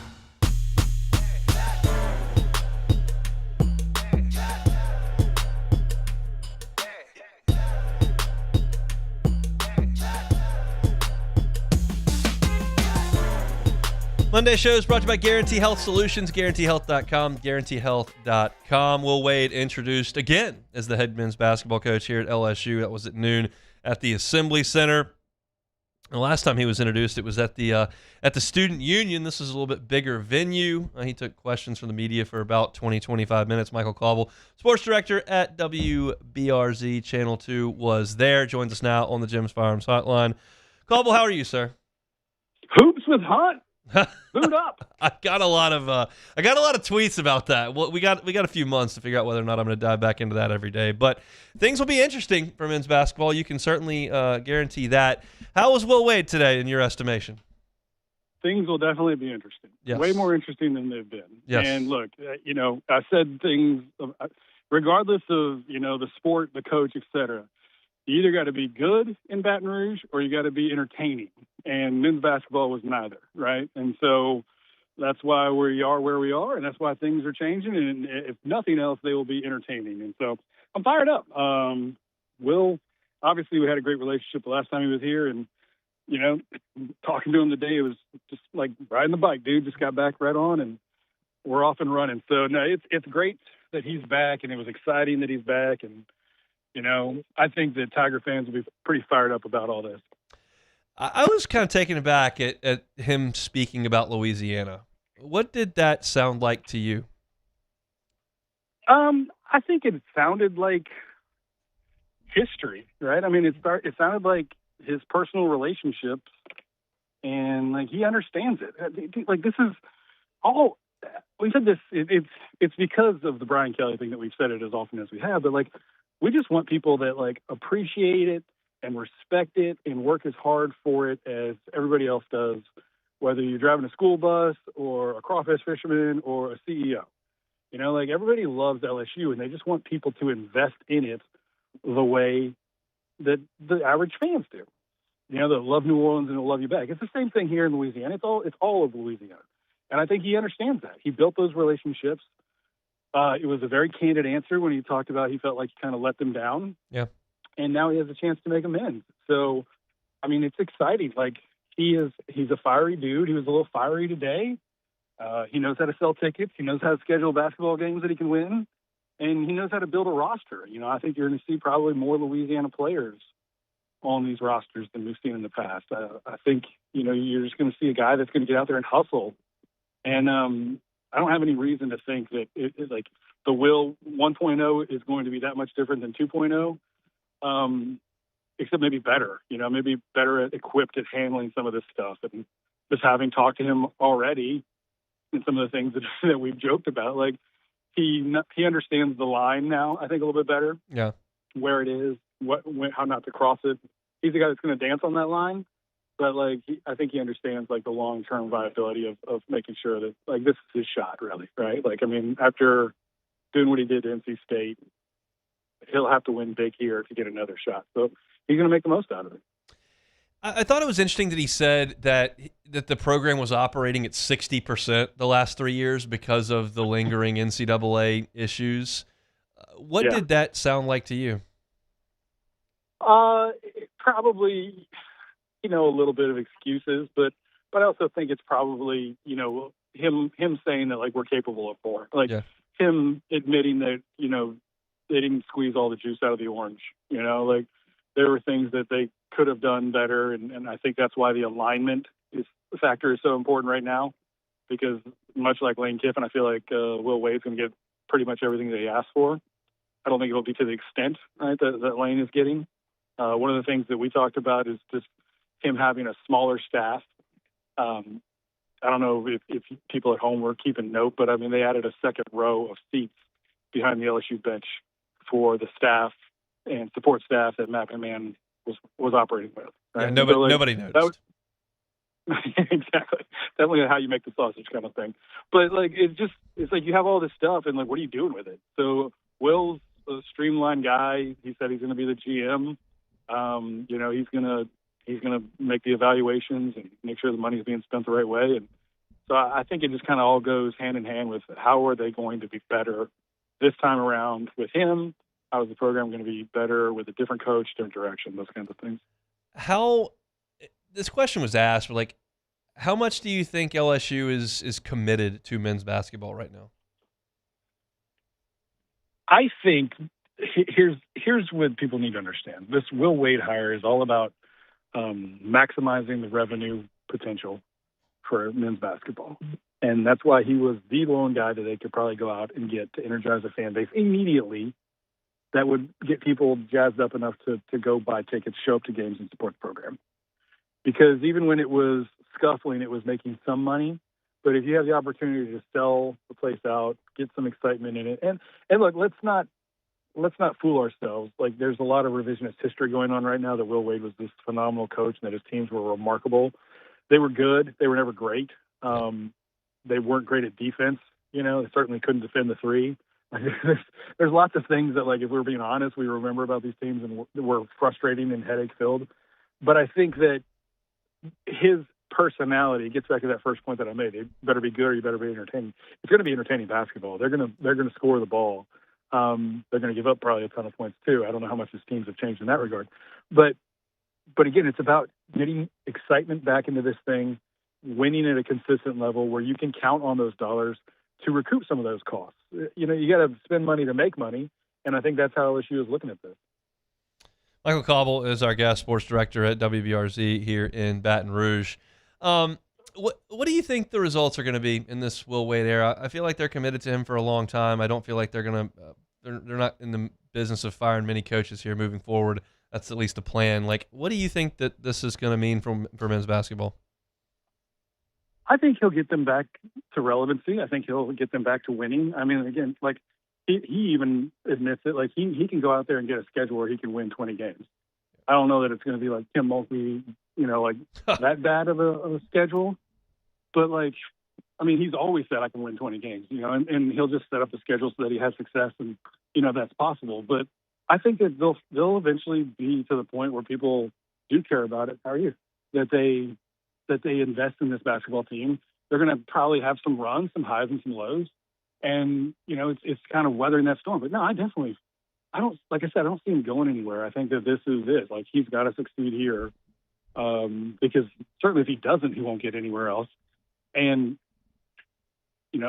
I think he really enjoys being here. I do think all that is genuine. I talked to him after the thing. I was like, he had a really good press conference. How much of it is true? And he's like, all of it's true. I was like, I hope so. He's like, no, for sure. So it's really good. If you hadn't heard the press conference, it's really good. Yeah. His answer to Scott was really good. The last question, I don't know if it was the actual last question or just it felt like the last question. But no, I think there's growth there, right? And I think there's determination there. And I think he's fired up. And obviously people are fired up to have him. I've never felt like a coach knew what they were getting into more than in an introductory press conference, more than Will Wade when he said, we got to not be a stopgap between football and spring football and baseball. That is a man who has been in Baton Rouge before. Yeah, he understands. Like that's the thing. Like, is there's a realism with him, right? And the other thing that he said that he loved is just this first time around, kind of showed him the ropes, and now he can just jump in the Ferrari and hit the gas. Like he understands. He understands the pitfalls. He understands who you need to go to ask for money. He understands what you need to say when things are tough, because he's experienced all that before. So, no, I'm not saying it's going to be a fast track to success, but it should be a fast track to getting up and running and, being a program that people will care about. Are they going to be a dangerous program? I don't know. It depends. Some people say it's never been easier to recruit in college sports. I'm sure that's probably true at great spots that have always recruited well.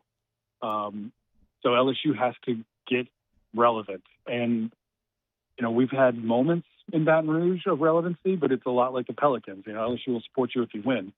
The fan base will support you if you win. So in those winning times have been fewer and far between more recently.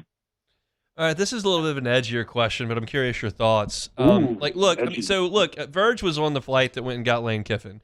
He wasn't on the flight that went and got Will Wade. And then I looked today, and I noticed Will Wade in the press conference setting when he was talking about administrators, and he was like, and Heath and Verge and Heath, how do you feel about the structure involved around men's basketball, bringing in a new administrator that kind of between the basketball program and the athletic director?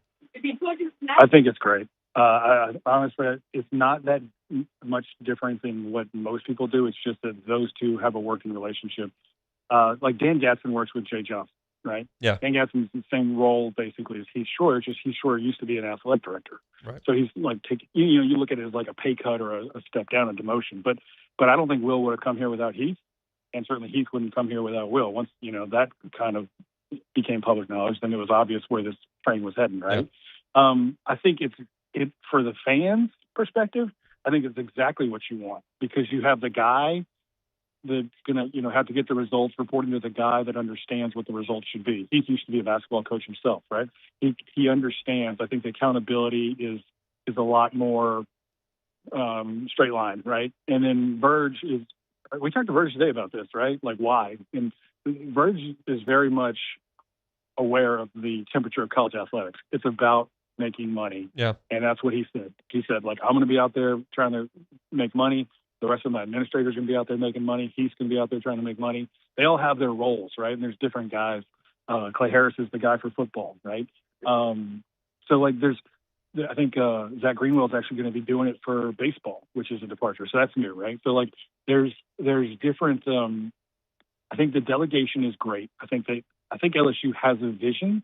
And here's what they haven't had in the past, as much as we like some of these people. They haven't had dudes that were willing to put in the sweat equity.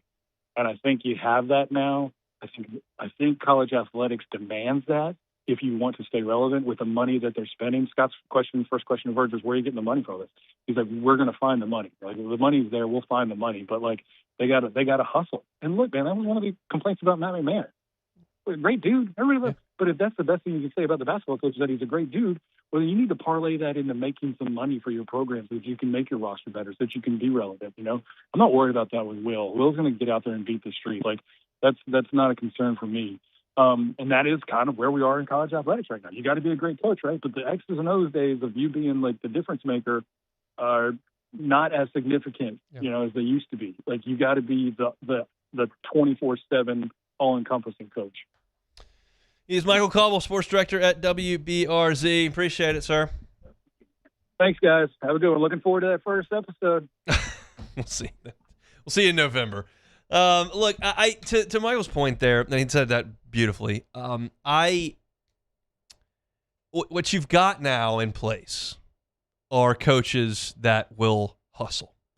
Lane Kiffin, if he needs to get on an airplane to go see Sam Levitt in Knoxville, he is. He needs to get on an airplane to go to Atlanta to see Jordan Seaton. He is. He needs to sweeten the pot for Charlie Weiss to keep him around for $500,000 a year more. He will. Jay Johnson, he does his recruiting. He's at the area code games. He's meeting with all the players for the draft. He is all over the place. Need to raise money? He does it. You look at Kim Mulkey. She's not scared of a fight. And obviously, we know what Will Wade does. He is a hustler. No stone left unturned. You've got that in place everywhere now. You want to question that about the former basketball coach? Sure. You want to question that about the former football coach? Sure. No one knows all those details, but you want to question it? Sure. There's no questioning this group of 4 coaches. They will hustle. We'll see what the results are. Let's come back and close it out next. The Hunt Palmer Show. Lifetime Roofing. LifetimeRoofingLA.com. LifetimeRoofingLA.com. You need to be able to trust your roofer. And Lifetime Roofing, you can trust implicitly. They are Baton Rouge based. They are South Louisiana born and raised. They're not coming in for a storm and hitting the road when it's over. They're here for the long haul. And you can trust them if you need your roof looked at. Maybe you need a new roof, and they can obviously help you with that. Maybe it's just a repair. They're not just here to make the biggest payday they can make by selling you that new roof that you may not need. They'll repair it if they need to. Maybe you just need a tune-up to fortify things. They can do that as well. And you can also trust them with a lifetime workmanship warranty. That includes the materials and the workmanship. Those materials are backed by CertainTeed, one of the oldest, most trusted names in building materials. You need financing. You can trust them with that as well. 0% up to 18 months. It's Lifetime Roofing, a Baton Rouge-based roofing company. Need a new roof? It's Lifetime Roofing. Find them online, lifetimeroofingla.com. After a decade of working in private duty nursing, I know how hard it can be to find compassionate care for the ones that you love the most. So I started Decision Critical, a premier concierge nursing agency, so we can take care of you wherever you are. Our highly skilled nurses provide exceptional care from the comfort of your own home with personalized packages for short-term, long-term, or even around-the-clock care. Visit us at decisioncriticalbr.com and give us a call today to get started. At Raising Cane's, we hand batter every chicken finger, mix every cane sauce, butter every Texas toast, stir every slaw, and salt every fry. Because when you do it right, you can taste it in every bite. Raising Cane's chicken fingers, one love. Hi, this is Beth Serena. Welcome to my pool.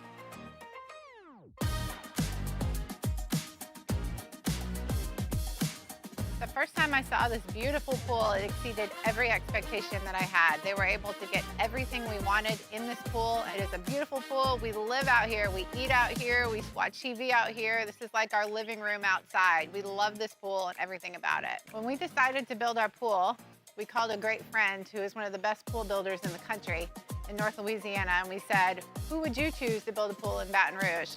And without a hesitation, he told us Russell Pools. He said their history, tradition of great builds, great pools was unmatched. So of course, who did we call? Russell Pools. The advice I would give to anyone looking to build a pool is first call Russell Pools. They'll do an incredible job. It'll be incredibly organized. It'll be time efficient. And you will have your pool in no time.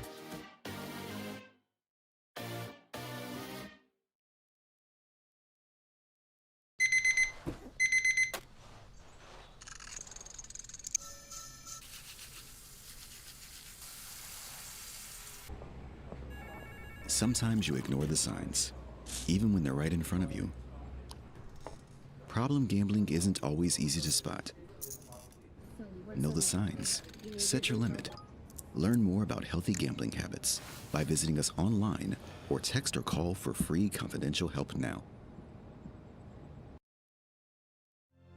My father, J.B. Falgu, had a vision of growth for First American Bank and the communities we serve. The bank's foundation was built on his legacy of compassion, loyalty, and dedication. Through his years of leadership, First American has prospered to heights even J.B. could not have imagined. I know my father would be extremely proud of the customer service and financial stability that First American provides to Southeast Louisiana. We continue to thrive because of the legacy of J.B. Falgu. Everything you need for a stunning garden is at the Plant Barn in Baton Rouge. From trees and shrubs to plants and pottery, the Plant Barn has it all at great prices. You're listening to The Hunt Palmer Show, brought to you by Guarantee Health Solutions. Guarantee Health Solutions, guiding healthcare forward. GuaranteeHealth.com.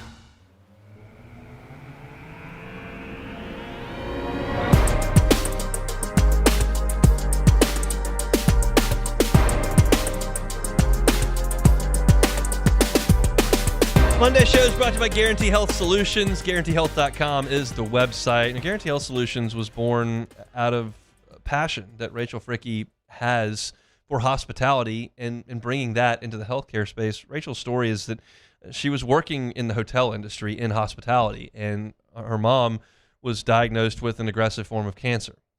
And throughout that journey, treatment journey, Rachel noticed how inconvenient and impersonal healthcare was, and she thought, well, I can help with that, and that became her passion. So she took her background in hotels and has brought that into the healthcare space. And so if you are an urgent care clinic or a dental practice or a hospital or a private healthcare practice, and you'd like someone to take a second look, of your patient journey and just that experience in your practice, that's what Guarantee Health Solutions is here to do. From overhauling your website to make sure it's user-friendly and easy to access. When you walk in, what does that front desk interaction look like? How about follow-ups? And how do you know whether or not you need to come back at what point with your annuals? All these things are what Guarantee Health Solutions are here to help with. They're making sure that patients have a quality experience at your operation so that they'll return. They can handle your marketing, your website, your branding, all these things that you don't necessarily want to take time to deal with because you're worried about handling the healthcare aspect. That's what Guarantee Health Solutions is all about. They're online at guaranteehealth.com, guaranteehealth.com. All right, chugging along here on a Monday, wrapping things up. It's been a fast-moving show, as they always are on Monday, with so much to react to. We talked about LSU's women's basketball season coming to a close on Friday. Talked about LSU's baseball series win, good and bad. Will Wade was introduced again as LSU's head basketball coach. Spent a couple segments on that. NFL owners meeting. Saints were in attendance there. Kellen Moore met with the media and addressed some of the things that still need to be tied up with this offseason. So if you missed any of the show, catch it on demand wherever you find your sound. But right now, it's take it or leave it. Take it or leave it. Take it or leave it. Today's hottest stories in sports, news, and sometimes even Hunt's life. The question is, will he take them or leave them?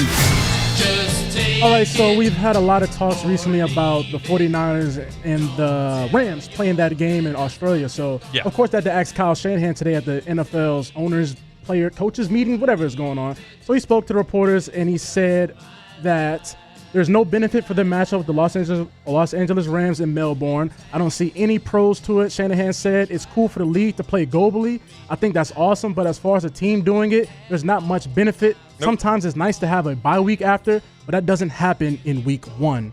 So does Kyle have a point? Take it or leave it. Take it. I'll take it. It's terrible for the organizations. Yes. It's terrible. You take a home game away from somebody. Yep. You fly them all the way across the country. The travel's a nightmare. 17 hours away. It's a bad deal for trying to come back and get ready to play the next week. It's terrible. It's a terrible thing for the football players to have to do. But as we have well learned, nothing matters except money. Money is the only thing that matters, and so we will do things for money. Australia provides another market for the NFL. Yep. There will be money attached to it, so they'll do it. That's just the way things go. All right, so the UConn Huskies return to the Final Four for the seventh time in program history. This is significant because UConn has won the national championship every year they've been in the Final Four. Jeez. They never lose Final Four, so is UConn the national champion already? Take it or leave it. I'm going to leave that. Leave it alone. Full disclosure, I laid this out for you. Yeah. I missed the shot. Missed the shot. I missed the shot. Here's the deal. LSU played at noon on Sunday. Yep. I write the story for LouisianaSports.net. I'm locked into the game. Well, the game was 4.5 hours. Oh, my. 9 innings, 4.5 hours. So I sat on the couch for 4.5 hours and then wrote a story for 25 minutes. Oh, At that point, my wife has had the kids for 5 hours. I'm not Your allowed turn. to turn on the Duke-UConn game and stay on the couch. So I had to go outside and play some football/baseball, do a little pitching, do a little tackling. Okay. It was a 20-point game. And I left. I was aware the game was going on. And it was a 20-point game. I was like, well, I'm out. Then I pull out my phone and see the Twitter going nuts, and I went, uh-oh, what I missed. And I missed it. That's an all-time iconic game between two monster programs, all-time shot, and I missed it. Now, the thing is, you can't make that pass. Do not make that pass. Let them foul you. What do we do? Bad. But I missed it. I hate to say it, but they had the camera on John Shire. He was telling him to push the ball. Two things can be true. He shouldn't have thrown the pass. That is true. Facts. And if he does get that pass over the defender, it's over because there's nobody back.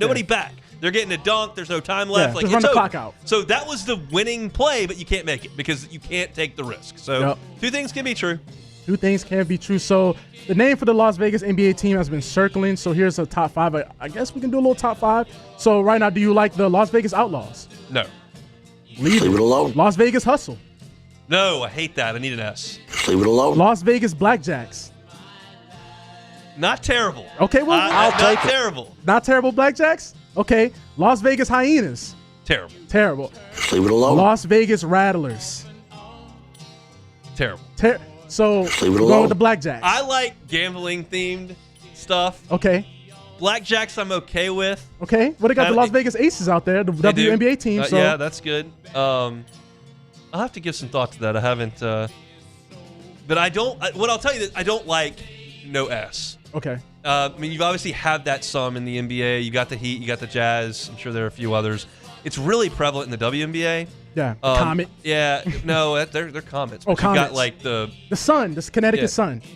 You've got I don't even know, but Liberty. Liberty, yeah, the New York Liberty. But like I need this. I need like an actual mascot that exists. Blackjacks is not bad. Blackjacks? Okay with the Blackjacks. So that's it for Take It or Leave It. That's it for Take It or Leave It here on this Monday. Brought to you by Guarantee Health Solutions. We'll have another super busy show tomorrow. We'll have Glenn West. We'll have Sharif Ishak.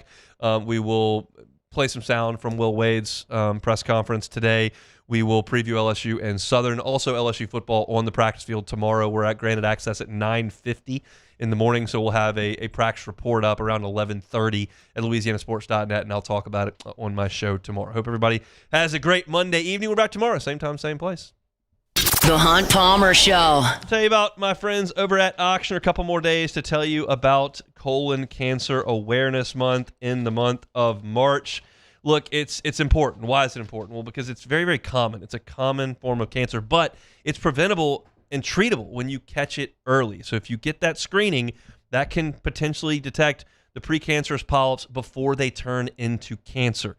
That's the goal. So if you're 45, nearing 45, generally speaking, that's when you need to start testing. If you've got a family history, maybe a little bit earlier than that. A colonoscopy remains the gold standard, but there are some other options if you have low risk. So consult with your primary care physician if you had not. They can guide you on the right screenings at the right time.